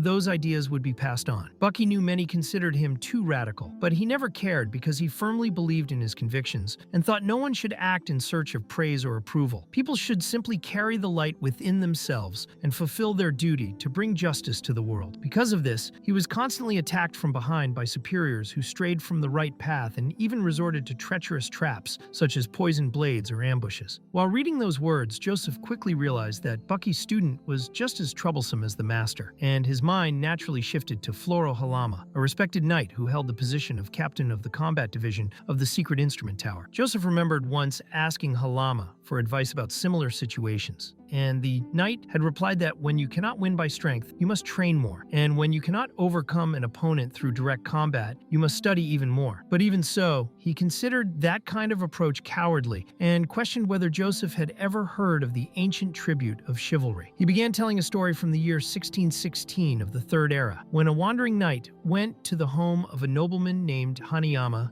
and asked for shelter for one night. But Joseph no longer wanted to hear the story, believing it was more than enough for one day. Angry, he punched the wall without understanding why Halama never gathered proper information during missions and always rushed straight into confrontation without thinking. Recalling Claude telling him to stay calm and not kill anyone for no reason, Joseph took a deep breath, closed the book firmly, and realized that just thinking about these matters already made his blood boil again. So he decided he no longer wanted to think about Bucky or his students, and remembered that he never had a good impression of the knight even before his retirement. Still, he was in a good mood and preferred not to ignore it. Looking around, he noticed that all the books scattered on the floor had something in common. They were all basic training books for knights. Simple but useful for beginners. He found it strange because Melissa had private tutors and didn't need that kind of material. Usually, such books served only as decoration or shallow references, and yet she had taken them. That left him intrigued, and he decided to call her. He went straight to the study, where he found even more books piled on the floor, and in the middle of the mess, his daughter was sitting and reading under a desk lamp. He was stunned by the number of books she had gathered and wanted to understand the reason for all of it. But Melissa didn't stop reading and simply stated briefly that she was studying, which left her father even more confused. He approached her and clearly remembered when Melissa was only 4 years old and had said that the thing she hated most in the world was studying. Now she simply said she had been wrong back then, that her past self was foolish and didn't understand the true purpose of studying, and that if she could go back in time, she would kick her own backside and force herself to work harder from the beginning. It sounded so strange that Joseph wondered if something was wrong with her and asked if she had a fever. But Melissa replied that she was fine and explained that she now saw her own weakness and ignorance, saying that in the past her study methods had been disorganized, discouraged, and lacking direction. She admitted she had strayed many times, but now she wanted to change for real, because she had realized the value of knowledge ever since she acquired a certain frightening power. Joseph thought all of this was far too strange, as if his daughter had been replaced by someone else, and soon she clarified that she was referring to her father when talking about bad learning methods, because she believed his methods were far too barbaric and relied only on raw experience without any real structure or organization. Joseph tried to explain himself, but his daughter didn't want to hear it, and stated firmly that she had already read all the books and understood every one of them completely. She believed she had found the most suitable path for herself and said it was never too late to start again from scratch. Her father was alarmed when he realized she had actually read all of that and wanted to know if she had been studying for days. She confirmed that yes, she had spent a whole day borrowing books and then 3 days reading non-stop. However, Joseph, overcome by a mix of concern and protective instinct, quickly took the book from her hands, leaving Melissa confused, not understanding why he was doing that. But before he could say anything, Melissa, eyes glassy and expression exhausted, ended up fainting from exhaustion. Joseph moved quickly to catch her before she hit the floor, and at the same time he heard a noise coming from outside the house, something that immediately heightened his alertness. The scene then shifted to a distant place where Burton, fully masked, reappeared amidst the cold, silent structure of the Society of Truth. He couldn't believe he had returned to that place so soon. In fact, he had never wanted to return because he always considered that environment uncomfortable, lifeless, and the complete opposite of what true seekers of knowledge represented. To him, the place had no smell at all, as if it were sterile, devoid of the scent of curiosity or emotion. Everything there felt soaked in the same dull, soulless odor of its members. At that moment, Andrew was informing Ackerman that he had arrived late, but Burton casually replied that a hunter is never early or late. He arrives precisely when he means to. Even with that carefree and slightly provocative attitude, Burton was about to reveal something serious. He explained that he was thinking of giving up the mission to kill Wild, which left Andrew quite surprised and wanting to know if he was sure about his decision. The hunter wanted to know if he didn't have the right to quit, and Andrew replied that at no point had he denied that possibility. But now, he was curious whether something had gone wrong with Burton's plans. After all, only 4 days had passed since the beginning of the mission, and it was strange to see someone so ambitious give up so quickly. According to him, the hunter had barely made it past the reconnaissance phase, and although he had completed the first part of the investigation, the backup ether detector hadn't detected any significant significant ether fluctuations, which indicated that the bookstore was calmer than ever, without any sign of conflict or unusual activity. Andrew suspected Burton had quit before even taking any real action, and wondered if it had something to do with his encounter with the bookstore owner, as if something had happened during the visit, perhaps a conversation that persuaded him to change his mind, something Andrew found absurd, since he didn't believe words could affect someone of that level. Even so, he reminded Burton that just days earlier he had been desperate to reach the destructive level, and Burton didn't deny it, but made it clear that that was in the past, and that he no longer had the same goal. Andrew couldn't understand why he was abandoning everything so suddenly, especially now that the mission seemed easier than ever, considering the current moment of calm. Not to mention that Burton would receive a good reward for completing the task, yet the hunter expressed his disdain for how the Society of Truth was being petty by questioning his decision to back out. In the end, Burton knew he wasn't breaking any rules of the Society of Truth, and therefore believed they shouldn't be concerned with his decision. Andrew, on the other hand, knew he had used the hunter from the start, exploiting his ambition to become a member of the Vanguard and gain access to Class 1. Still, the situation became uncomfortable now that the hunter had suddenly decided to abandon the mission, because if they insisted too strongly, it would become obvious to Burton that there were hidden interests behind it. For that reason, Andrew chose to remain calm and steer the conversation in another direction, preferring to appeal to Burton's sense of responsibility, saying that Noken's safety was at risk and that he hoped someone like him could collaborate in such a delicate situation. But Burton was starting to lose patience. He didn't like how they were trying to twist the truth and pretend everything was for a greater good. To him, it was obvious they were just trying to use his abilities to investigate the bookstore owner, hiding behind diplomatic excuses. He knew the vice president acted dishonestly and no longer trusted his intentions. Although his lifestyle was marked by battles and slaughter, he wasn't defined solely by that. He had many skills and was flexible enough to survive anywhere. He now made it clear that his withdrawal was due to personal reasons and that he had no interest in maintaining peace in Noken. According to him, hunters like himself moved only for prey that was truly worth it and never put others above themselves. Every cunning beast avoided danger and sought to maximize its own rewards. Burton believed that in any case he had now become an enemy of the Society of Truth, as he planned to form a group focused solely on hunters. And he also believed that the society had no idea of the bookstore owner's true power, so he would not reveal anything. Andrew was stunned and immediately wanted to know who exactly was trying to harm Burton. He was certain the hunter wasn't talking about Wild, and since he wasn't referring to the bookstore owner either, Andrew began to suspect that perhaps the Society of Truth itself was the target, and he wanted to know whether Burton had discovered something concrete. In any case, nothing made sense, because the hunter seemed to have completely changed after visiting that bookstore, as if he had been influenced somehow, made even stranger by the fact that no one had lured him there. He chose to enter on his own, and a single dialogue with the owner was enough to change his views. The problem now is that Andrew could no longer interrogate Burton directly, which limited his options. Even so, he decided to end the matter, saying he would drop the subject. But before that, he made sure to warn him that the mission Burton had accepted was publicly recorded and therefore would be used as evidence in the ongoing case analysis. So if he truly quit, they would be forced to formally announce that he had abandoned the mission. He asked if the hunter had any objections, and Burton became furious upon realizing that the vice president was trying to threaten his public reputation. He made it clear that yes, he objected, and angrily replied that it was typical of someone like Andrew who, after seeing that he wouldn't get anything else out of him, was now trying to offend him to come out on top. Andrew quickly blamed Joseph, since in his mind Joseph was the only one who would pull such a move. The scene then shifted to Joseph, who was sitting beside his daughter, lying in bed, still recovering, while he looked at an old photograph he cherished, showing himself, his wife Daria,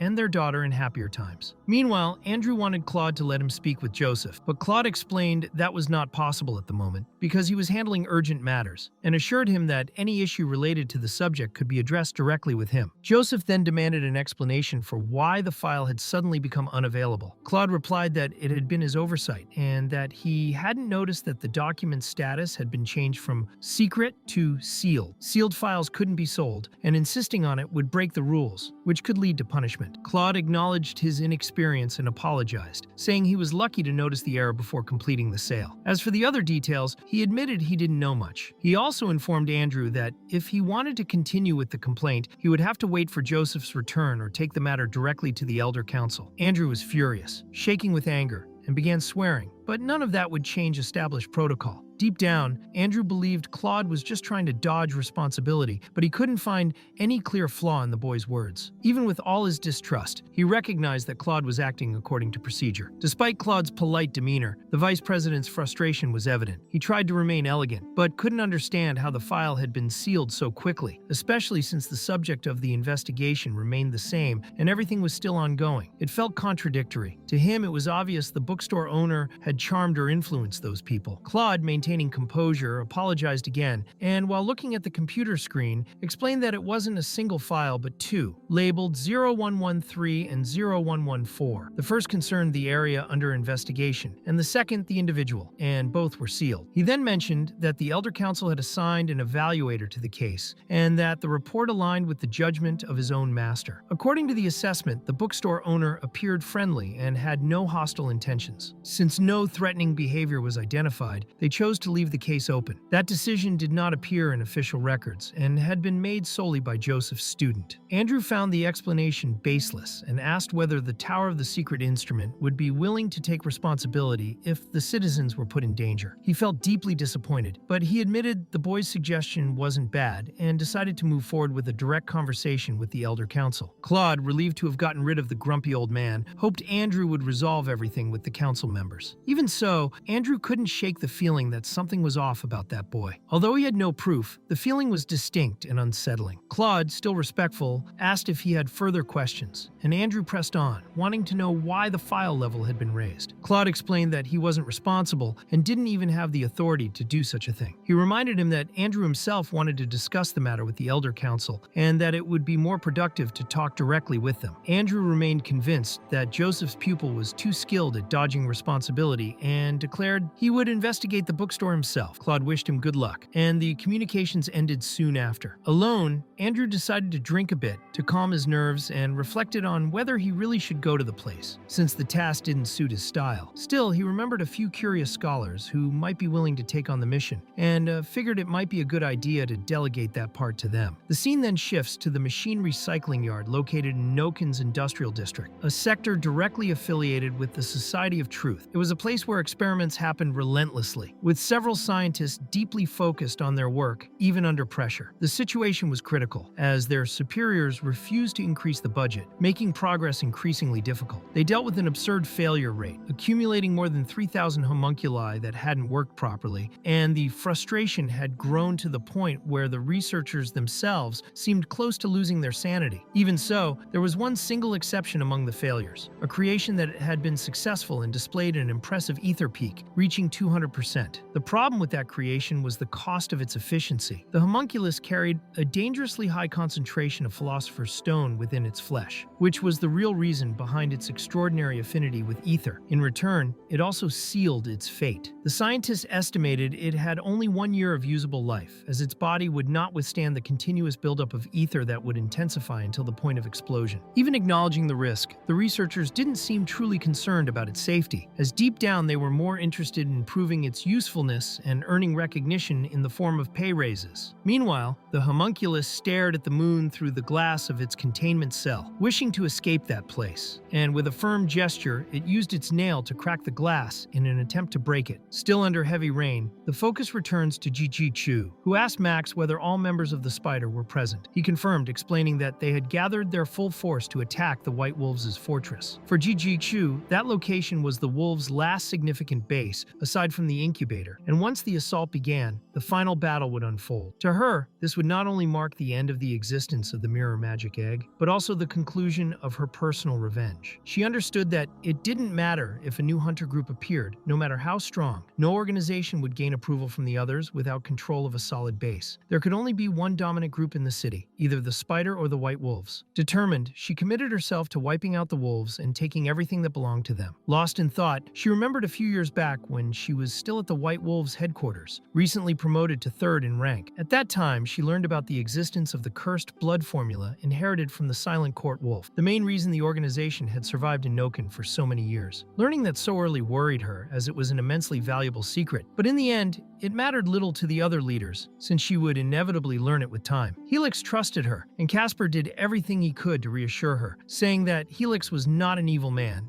and that he himself had worked with him for many years and knew how he thought. Casper believed they would get along, and, as promised, he took Jijishu to Helix, who had asked for her. But he made it clear there was no need to rush, as creating a stable, cursed blood formula that still preserved the user's sanity was extremely complex. Helix was surprised when he saw her. She was known as the only daughter of the influential Ji Bonong, and her name was highly regarded among hunters. To Jijishu, his gaze was something that inspired a certain fear. Even so, Helix, while acknowledging her youth, made it clear that her qualities as a hunter were exceptional, and that at that moment, she was responsible for an important part of the organization. He explained that he would entrust her with a portion of the original White Wolf's formula, and that she should use it to strengthen her subordinates. He also warned that the Dream Beast's blood, used as the base for the formula, carried a dangerous toxin, and if the composition wasn't made properly, it would turn into a lethal poison. Helix further explained that the original formula was invaluable, and whoever possessed it continued to produce successful hunters. The formula had been perfected over generations, through trial and error, and in the past many hunters died after receiving the first injection because they couldn't withstand the impact. Over time, however, survival rates improved, and now that version of the formula amplified a hunter's power even more than any modern experimental pharmaceutical mixture. That was why he asked her to use that unpredictable power carefully. It represented the future of the White Wolves. Jijishu fully understood its value. Possessing the cursed blood formula was the foundation needed to consolidate a true hunter organization, and if she held the ancestral version of the Silent Court Wolf, no one would dare question her authority. Even if she declared herself the true White Wolf, she also intended to use the White Wolf's vast intelligence network as a facade to disguise the true origin of her information, which would allow her to use Ryan's soul more strategically. Any data obtained could be used by the spider, and that made her even more motivated to find the formula. She then ordered Max to investigate the deeper layers of the White Wolf's final fortress in search of the item, and instructed Kay to organize all spider members for the immediate assault. No White Wolf was to be spared. The war began soon after, and blood was shed without pause. The scene then shifts to Nokin's 52nd Street, in a sewage intake area where an old man was completely covered in blood, trying to support himself against the wall as he dragged himself forward. Suddenly, a group of hooded figures passed by him, and the atmosphere grew even more tense, as they all radiated insanity. They began turning into wolves and viciously attacked the man, crushing his bones without mercy while lighters of blood flowed through the underground tunnels. Those creatures seemed to enjoy it, as if it were a bloody game. Meanwhile, Helix believed the plan was working, and that the sanctity would soon manifest. A dark-skinned woman approached him and informed him that she had injected large amounts of blood into all targets, stating that soon they would completely lose their sanity and become nothing but monsters driven by the instinct to kill. Her name was Teresa, and Helix expressed gratitude for her work. They had used quantities far beyond the tolerable limit, and even applied scarlet cult techniques to force an accelerated awakening. There was no humanity left in that place, only beasts. But what mattered to Helix was the moment of birth. The egg was close to hatching, and he needed to ensure all the necessary sacrifices to sustain the creature emerging from it. So he told Teresa to pour more fuel onto the altar. She obeyed immediately and threw a human body that disintegrated almost instantly. To Helix, that altar was like a sacred bonfire that fed the mirror egg, providing vital energy for its complete transformation. He could already feel a heartbeat coming from the egg, as if something inside it were awakening, and he declared aloud that his god was listening, and that he would personally oversee the entity's arrival. The days in which they had to hide like rats in Nokin's sewers were over. The black mages were now used as fuel for the egg's evolution, accelerating the process alarmingly, even doubling the expected transformation speed. The mental state of the black mages had collapsed since Murphy's death. When they were found, they were in deplorable condition, completely broken. Helix had provoked them all and defeated them with a single blow. He knew the black mages were natural ether channels and had bodies compatible with vast amounts of energy, which made them perfect and highly flammable vessels. That made them ideal sacrifices. What he still didn't understand was why that individual with snake-like eyes had helped him. But regardless, the black mages had chosen to see the White Wolves as their saviors. Helix believed that even if all of that was an elaborate trap, they had no choice but to follow the path laid out before them. He still didn't know that Frank was the one behind everything, and the man he had assumed to be just a mysterious figure with serpent-like eyes finally revealed himself. Frank Wilde himself explained determined that the sustenance produced by that ritual far surpassed the efficiency of the former method Helix had used to extract life force. He then ordered Helix to take the map of the city of Noken and burn everything, saying it would make excellent fuel, and above all, that this was Helix's true destiny. Wild made it clear that fresh blood and life force were the best fuels, declaring that Helix's fate was to bring them unimaginable agony. Helix began to tremble, overtaken by shock, for that same man had once led him to make his first offering at the altar. Thinking back on it, he realized he had already caused immense destruction in Noken, and that the mages of the Scarlet Cult practically no longer existed. Most of them had been reduced to ashes as fuel in mere days. He understood that even that was not enough, for their god demanded more offerings. Teresa informed him that all the bodies of the black mages had already been used, and asked whether they should go out hunting again. She mentioned that the few surviving members of the Scarlet Cult were scattered and difficult to track, and that sending the White Wolves after them would be too dangerous. Helix believed that even without the black mages, there were still many other possible offerings, so he ordered Teresa to end the hunt and declared that soon no one would have to live in fear anymore, making it a personal promise. At that moment, a muscular man arrived with an urgent report, revealing that the spider had discovered their hideout and that the meeting point on 52nd Street had been located. Helix thought that Jijishu was a cruel hyena, perhaps even worse than the knights of the secret instrument tower, and concluded that the place was no longer safe. He then ordered Teresa to bring more blood and told the giant called Duogang to administer another dose, for this was the fate reserved for the White Wolf hunters. Helix also warned Teresa that the moment had come, and she proudly replied that it would be her greatest honor to serve him. Yet Duogang himself, without hesitation, decapitated Teresa and handed her head to Helix, for he refused to submit and would not allow the White Wolves to do so either. Helix promised he would honor her sacrifice and, in a symbolic gesture, turned Teresa's head into a skull and wore it as a mask. He knew he could not stop the spider from reaching them, but he was already planning to destroy the place regardless, with or without invaders. To him, the spider should abandon all hope of leaving alive. He then called Duogang, believing that all those hunters would serve as excellent fuel sources. The scene shifts again to 52nd Street, where Jijishu advanced with Kay and Max, until a massive explosion erupted in front of them. Jijishu was certain that Helix was present in that location. At that moment, she finally understood how the White Wolves had managed to escape the hands of the secret instrument tower so many times. She found an underground passage and, upon descending, was shocked by what lay beneath the city of Noken. A vast chamber opened up before her, almost 50 meters deep. The most shocking part for Jijishu was realizing that at the bottom of that pit, there was something utterly cruel and inhuman. She was horrified to understand that the White Wolves had lost every trace of humanity. She had always known they committed evil acts, but she had never imagined they possessed a place used to collect corpses like a slaughterhouse. From the look of the environment, it seemed this had been going on for a very long time. As she investigated the area using her steel will, Jijishu didn't notice the ambush forming behind her until the mighty Duogang appeared suddenly, forcing her to prepare for battle. Before Duogang could strike her, Kay intervened and blocked the attack with her sword. The impact was so powerful that it made Kay bleed, revealing the devastating strength of the enemy. Even wounded, she made it clear that Duogang would never harm Jijishu while she still stood. Fueled by rage, the young woman dashed forward and destroyed the enemy with a swift, precise blow, knocking him to the ground with a strike that slammed him into the floor. She immediately ran to Kay, offering support and trying to understand why her guard had risked herself so much. Observing her condition, Jijishu realized she would need weeks to recover. Exhausted but resolute, Kay explained that protecting her lady was her duty and that she could not stand to see Jijishu get hurt. She apologized for worrying her mistress, but Jijishu believed it was her own fault for having been careless and allowing her subordinate to be injured that way. She felt immature and vowed to herself that she would never let something like that happen again. She ordered one of the men to take Kay back to the base where she could recover, while she herself stayed behind to resolve the rest of the situation. Soon after, Jijishu sensed an alert from her steel will and turned toward Duogang, realizing he was still alive and moving. She shouted for everyone to run, warning them of the danger. A rain of arrows fell over the battlefield, and amid the chaos, an explosion struck Duogang, tearing apart the ground and spraying blood everywhere. She recognized it as a Thunder Rune arrow, a weapon used by the White Mages, and warned her subordinates to retreat immediately. Among the rubble, Jijishu found Helix, the one responsible for the attack. She was seized by fury, and he, surprised at the power she displayed, remarked that she seemed to have grown stronger. He attributed it to the blood of wisdom, which, according to him, gave her complete control over herself. Helix hinted that her power came from the bookseller, and even expressed curiosity about meeting the owner of the bookstore, but said there was no time for that now. Surrounded by various wolves, he believed that not even the bookseller could save her. Jiju sensed something was wrong with her own subordinates and demanded to know what he had done to them. Helix, with chilling calm, explained that he had used an absurd concentration of contaminated blood, driving the spirit of each man insane. They now possessed far greater strength, but were doomed to self-destruct like ticking bombs. He did not care, for he saw them only as tools, perfect killing machines created to fulfill his cruel purpose. Helix found it insulting to see hunters sacrificing their own lives in pursuit of the same power Jiju had gained so easily. To him, the world was an unfair place where only the strong deserved to rule. But Jiju saw all of that as a twisted lie, for he was the one stealing those men's lives, turning them into soulless monsters. She believed true power should be shared, and she intended to spread the gift of the blood of wisdom to other hunters once she finished him.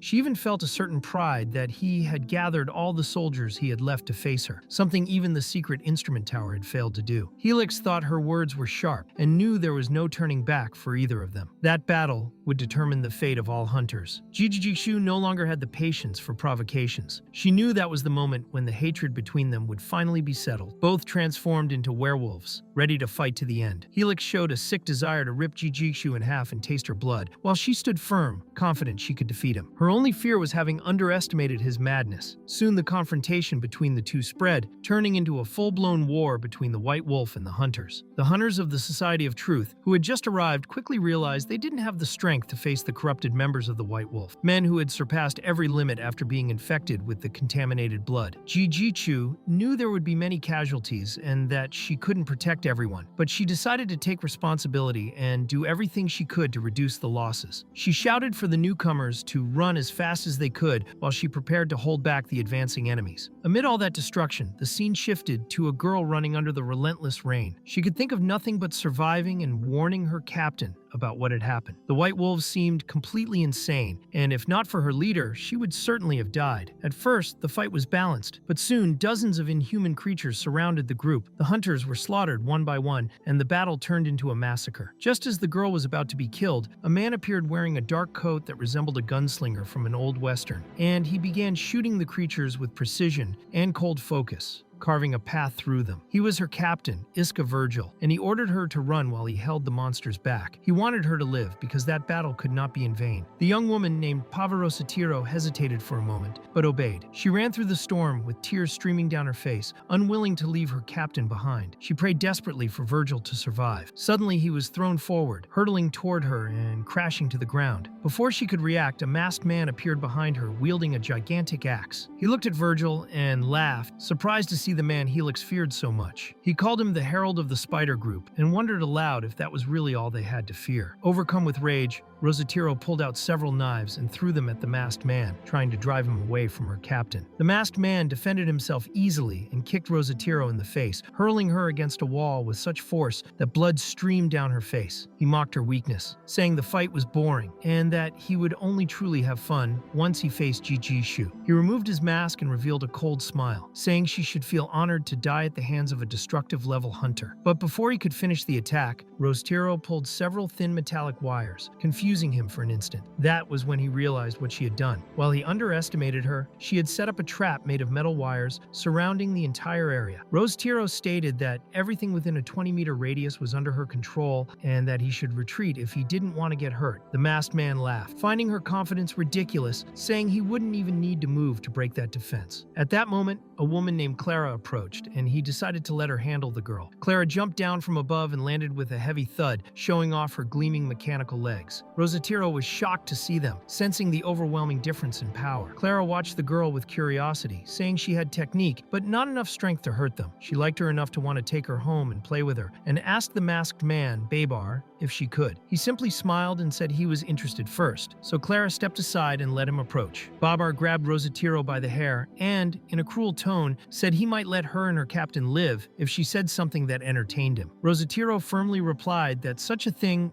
would only happen in his dreams. Angry, Babar tore out her eye with brutality, saying she still didn't understand her position. He decided that instead of a quick death, he would make her suffer. Forcing her mouth open, he grabbed her tongue, ready to cut it out and silence her. Before he could act, Virgil fired his pistol, hitting Babar in the face and knocking him down for a moment. Rosatiro screamed in despair as the masked man laughed, saying the captain was digging his own grave. He ordered Clara to take the girl while he entertained himself with the captain. Clara, overtaken by dark excitement, prepared to attack. With tears in her eyes, Rosatiro couldn't believe she would die there, right in front of her captain. She remembered her leader's words, that all of this was part of the plan of a manipulative man. She knew that, to him, their lives meant nothing. Even so, she prayed that some god would have mercy and let Virgil live. That was when Burton arrived, relieved to have finally found the source of all that noise. Burton thought that the efficiency of the Truth Society members was something terrible and knew he would have to get involved somehow. He was exhausted and wanted to end the situation quickly so he could finally get a good night's sleep. He felt worn out after a long day of work and mentally complained about the racket caused by Clara and Babar, who had ruined his rest. To him, it was a complete lack of manners and respect, and he saw no reason to tolerate it any longer. Babar, on the other hand, didn't understand why Burton was so annoyed and found it absurd that the man's sleep had anything to do with them. Angry, he said the hunter was interrupting their fun and demanded to know who he was. The hunter, in his usual calm manner, simply replied that he was nothing more than a lone wanderer, someone of no importance. Rosatiro watched the scene, utterly confused, while Babar burst into laughter, thinking it had to be a joke. He believed that lone hunters were far too weak to survive in a serious organization and were nothing but failures. Burton reflected that among all the organizations in Noken, the only active ones left were the declining White Wolf group and the rising group called Spider. His instincts soon picked up the scent of a beast from afar, and Babar's arrogance only confirmed his suspicions. He had no doubt the man was a member of the White Wolves and was disappointed that he lived up to the organization's reputation. Seeing two veteran fear-level hunters injured by a mere small fry of the abnormal level was a harsh reality check that left Burton indignant. When Babar realized the hunter wouldn't back down, he asked if Burton was looking for a fight. Burton remained calm, simply observing and deciding which side he should eliminate to end the irritating noise. To him, the choice didn't seem difficult. Consumed by rage, Babar believed the hunter was seeking his own death and rushed in with his axe. He thought he had landed a blow, but he soon realized he had hit only the cigarette between Burton's lips. The next strike came fast and brutal. Clara was caught off guard when Burton hit her with tremendous force, shaking her body violently. The impact was so intense that her brain felt as if it banged against her skull, leaving her dizzy and disoriented. As she tried to recover, Burton demanded that Rosatiro explain who she was and why she was being hunted by the White Wolves. Still shaken, Rosatiro answered that she was a rookie from the Spider Group. She thanked him for saving her and her captain, but admitted she didn't understand how both organizations had entered a war at such a delicate time. She said they had been ambushed by the enemy, and her captain had ordered her to flee and warn their leader. However, she couldn't escape from Clara and Babar, and felt frustrated for failing at such a simple mission. Now all she could do was lament, and believe that everything was part of the plan of some mysterious man pulling the strings in the shadows. Burton began to suspect that everything that was happening was a direct consequence of the bookstore owner's actions. He realized that the librarian had supported Ji Chu, who had broken ties with the White Wolves, and then made Burton himself drift away from the Truth Society's control. The man had also given him valuable advice, implying he could count on the Spider Group for help. Now, encountering members of that organization there, he saw that none of it was coincidence. If he hadn't left the society, he would never have arrived at that place, and everything fit together as part of a much bigger plan. Burton's conviction grew as he reflected on the bookstore owner's words. He believed the librarian had planned everything, as if he were playing a game of chess in which every move had a purpose. In Burton's mind, the man had manipulated circumstances so that Ji Jishu would become indebted to him, securing a future alliance between the two. This proved how cold and calculating Lin Jie could be, a strategist capable of predicting every step with perfection. Burton even imagined that, if Lin Jie were standing before him at that moment, he would simply ask whether Burton already knew what he had to do. With that conviction, Burton decided to act. He believed it was his moment to take an active role in that greater plan. He picked up a syringe and injected Rosatiro, who was startled when she felt her wounds closing rapidly as her strength returned. Burton explained that the liquid was made from contaminated blood, an essential substance for the survival of a hunter like him. The speed of her recovery indicated that her contaminated blood was of good quality, which only strengthened his resolve to see that fight through to the end. He assured the members of the Spider that they had nothing to worry about, promising that the White Wolves would have no more chances to harm them. He He said he never let his prey escape and told them to go back and report everything to their leader. Rosatiro could hardly believe the hunter was on their side, while Babar, already irritated by everything he heard, decided it was time to end the game. He injected himself with several syringes and began to transform, growing rapidly and taking on a monstrous form. Hatred consumed his body, and he dismissed Burton's words as nonsense. To Babar, the true purpose of contaminated blood was to control the beastly transformation to the very edge of sanity, keeping the body at the peak of strength and regeneration.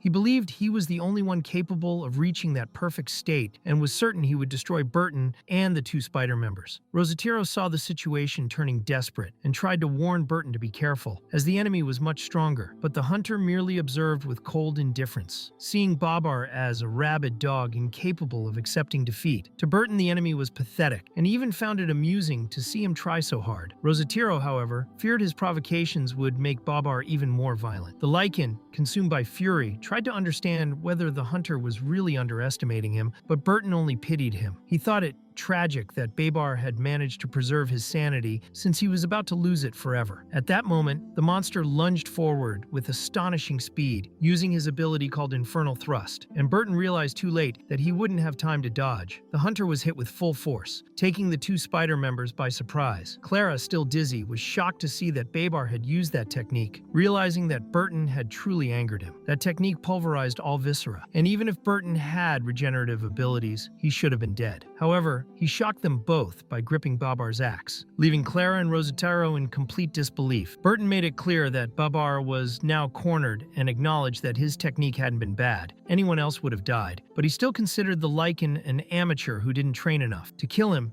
you had to strike the head, and that's why Burton saw Babar as a presumptuous fool, while the lichen tried to grasp how he was still alive after having his heart pierced. Soon, Babar realized that his spear hadn't struck the enemy, it had simply disappeared. He noticed a huge hole in Burton's body and had no idea what was happening. As he tried to understand that abomination, several tentacles emerged around him, and he felt his body freeze, unable to move. Clara was also caught by the tentacles and begged for help, but Burton said no one would save her. He told them they should feel honored, for they would be the first sacrifices offered to them, and that everything that made up their existence would become fertilizer to please those unknown entities. Babar didn't understand what he meant or why they were becoming a sacrifice, while Burton explained that they were about to be swallowed by absolute nothingness, where they would remain trapped for all eternity. Suddenly, the lichen found himself in a place with no light or sound, not knowing where he was. He wondered if the hunter truly believed he could imprison him inside an ability like that, but he soon realized even his axe had vanished. As he tried to move, he felt something sticky on his hands and recoiled from the sensation, hearing then the distant bleating of a sheep. He didn't understand why there would be a sheep in such a wretched place. And suddenly a huge mouth opened beside him, making him scream in terror as he struggled not to be swallowed by that monstrous creature he couldn't comprehend. Clara no longer reacted, and Virgil was trying to lift Rosatiro, who wanted to understand what stood before them. Burton had transformed into a massive creature and said it was the first time he had changed so drastically without losing his sanity. He believed it was a beautiful gift and seemed pleased with what he had received in return, saying that now all he needed to do was hunt. Clara couldn't believe what she was seeing, for that pale man before her was now a furious, uncontrollable nightmare beast. Hunters who injected that blood usually exploded, and seeing one control such a monster while retaining his sanity was astonishing to her. Burton thought Clara had learned something new before dying, and her partner had once said he wanted to show her true terror, but the one who would actually do that was Burton himself. Quickly, the hunter ordered the spider members to find their leader, because if they stayed there, they would only get in the way. When they warned their companions, they were to make it clear that that night, the night neighbor had joined the hunt, and that Clara had been swallowed by him. The scene made the two realize they had no option but to run, while heavy rain fell and the storm overtook the sky. The scene shifts to Lin Ji, who observed everything through the window and believed that Noken's weather was getting worse. It was already beyond time for the rain to stop. The bookstore owner couldn't rest while such an important item was there and thought it would be safer to keep the sword in his room and buy a stand for it. Lying on his bed with the sword on the desk, he decided to treat it like a protective charm and closed his eyes, hoping for a good night's sleep. The dream catcher began to glow, and a drop of water fell from a leaf toward the sword, which started shining intensely. Suddenly, Linji woke up in a completely different place. The area was in ruins, and he realized he was in another lucid dream. He wondered where Silver was, since he finally had another dream like this, and was excited to see her again. Still, he preferred to accept whatever the dream showed him, as they couldn't be controlled. He tried to figure out whether he was in something like an RPG and thought that world might reflect his desire for games, since in the real world, those didn't exist. The problem was how much that dream could sustain, as Nokin's technology was extremely outdated, and even a small handheld console would be a miracle. The more he thought about it, the more he hoped background music would start playing and a powerful boss would appear. But all he saw was destruction. He found a fragment that made him imagine the place had once been grand, and the style of the ruins felt familiar, reminding him of Joseph's sword. As a librarian, identifying a people's art and culture was essential, and he realized his own subconscious was creating that dream from old memories. He was impressed by how vivid his imagination was, and decided to explore the place to discover what else the dream would show him. This time, the scenery was the opposite of the previous one, vast and elaborate, and Linjia couldn't believe the realism and depth conveyed by that dream world. He tried crossing a narrow corridor when the floor beneath him suddenly collapsed, giving him a huge fright. Even so, he felt powerful for having destroyed something so easily, like it was a packet of instant noodles, and wanted to repeat the feat. The destruction proved useful, revealing several bodies scattered across the ground, some torn apart, others nearly intact. Among them, he found a whole corpse and began doubting if his mind could have created that. As he got closer, he noticed the body had ears far too long to be human. He soon understood it really was an ear, not some odd accessory, and recognized it as belonging to an elf. He thought of Doris, and how her cosplay might have left a deep mark on him, explaining why the dream felt like a mess of his subconscious. Everything there seemed connected by absurd associations, and he now felt like he was conducting remote research, something he hadn't done in a long time. He decided to take notes of everything he saw,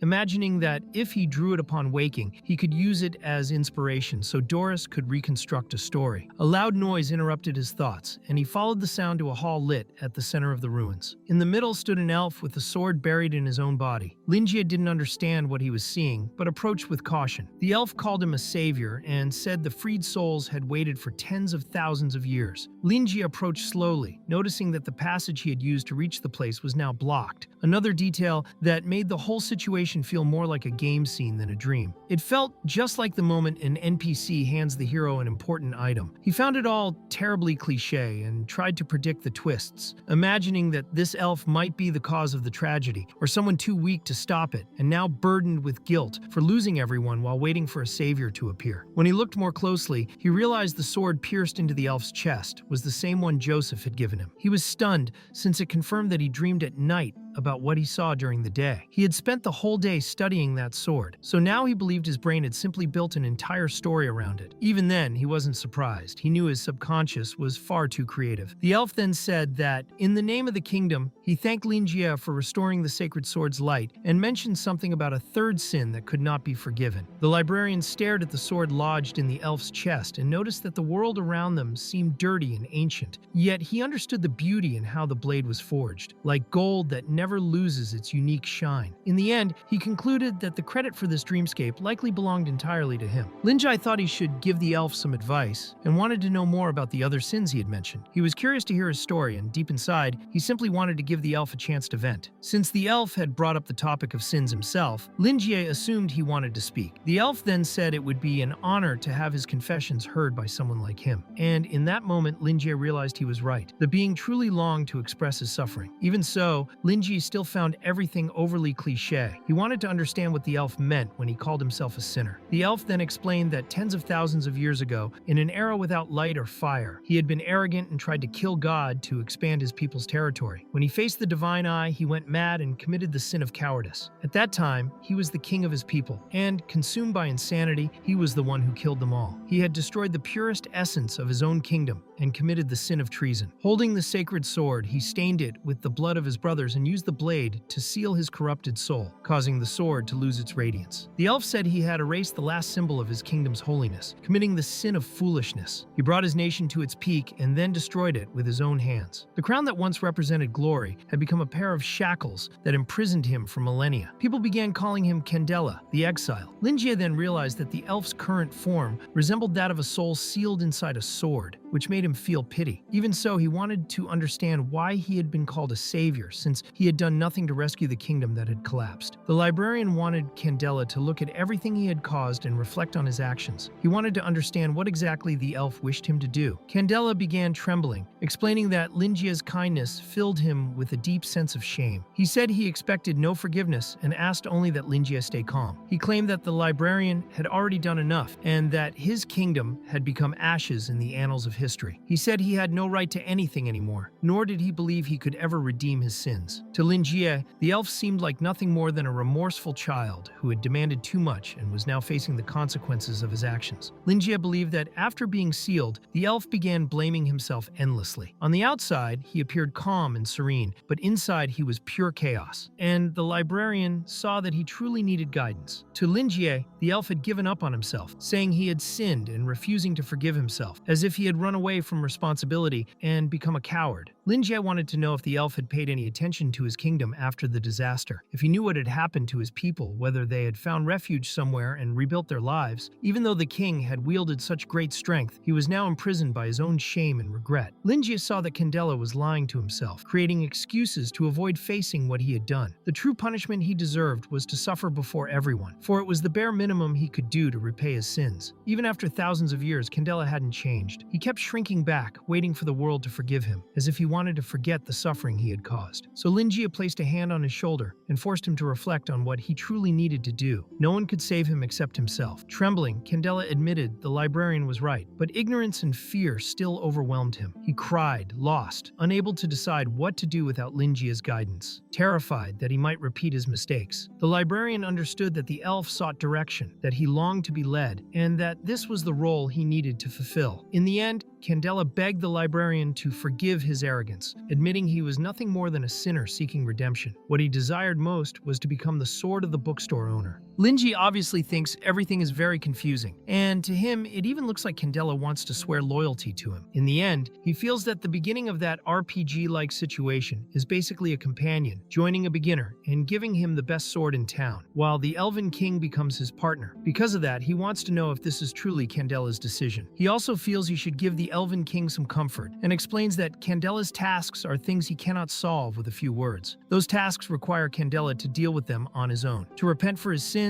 and for all the time he wasted. Linjie does not want to hurt the Elven King's self-confidence. Instead, he wants to inspire him, using his own positive energy as a kind of light to illuminate the king's path. Linjie advises Candela to face the officials and the people he abandoned, because no one would be merciful or forgiving toward him if he continued avoiding everything. But if he still wanted to be a coward, then he should stay right there. Candela understands what the librarian is trying to say. His spirit had already been destroyed long ago, and as punishment for his sins, the cruel resentment that felt like an abyss had turned into a curse completely entwined with him. When that curse broke, the only thing left in him was the final obsession of his soul. He feels that Linjie is right, and realizes he has been trying to use other people's mercy as an excuse to run away alone. Recognizing that he is unqualified, yet unable to do nothing for his people, Candela understands that he is not even qualified to become an even greater coward. This time, there is no glory left for him, and he is no longer the Elven King Candela. He considers himself only an exile returning home, and before disappearing completely, he believes he must take action,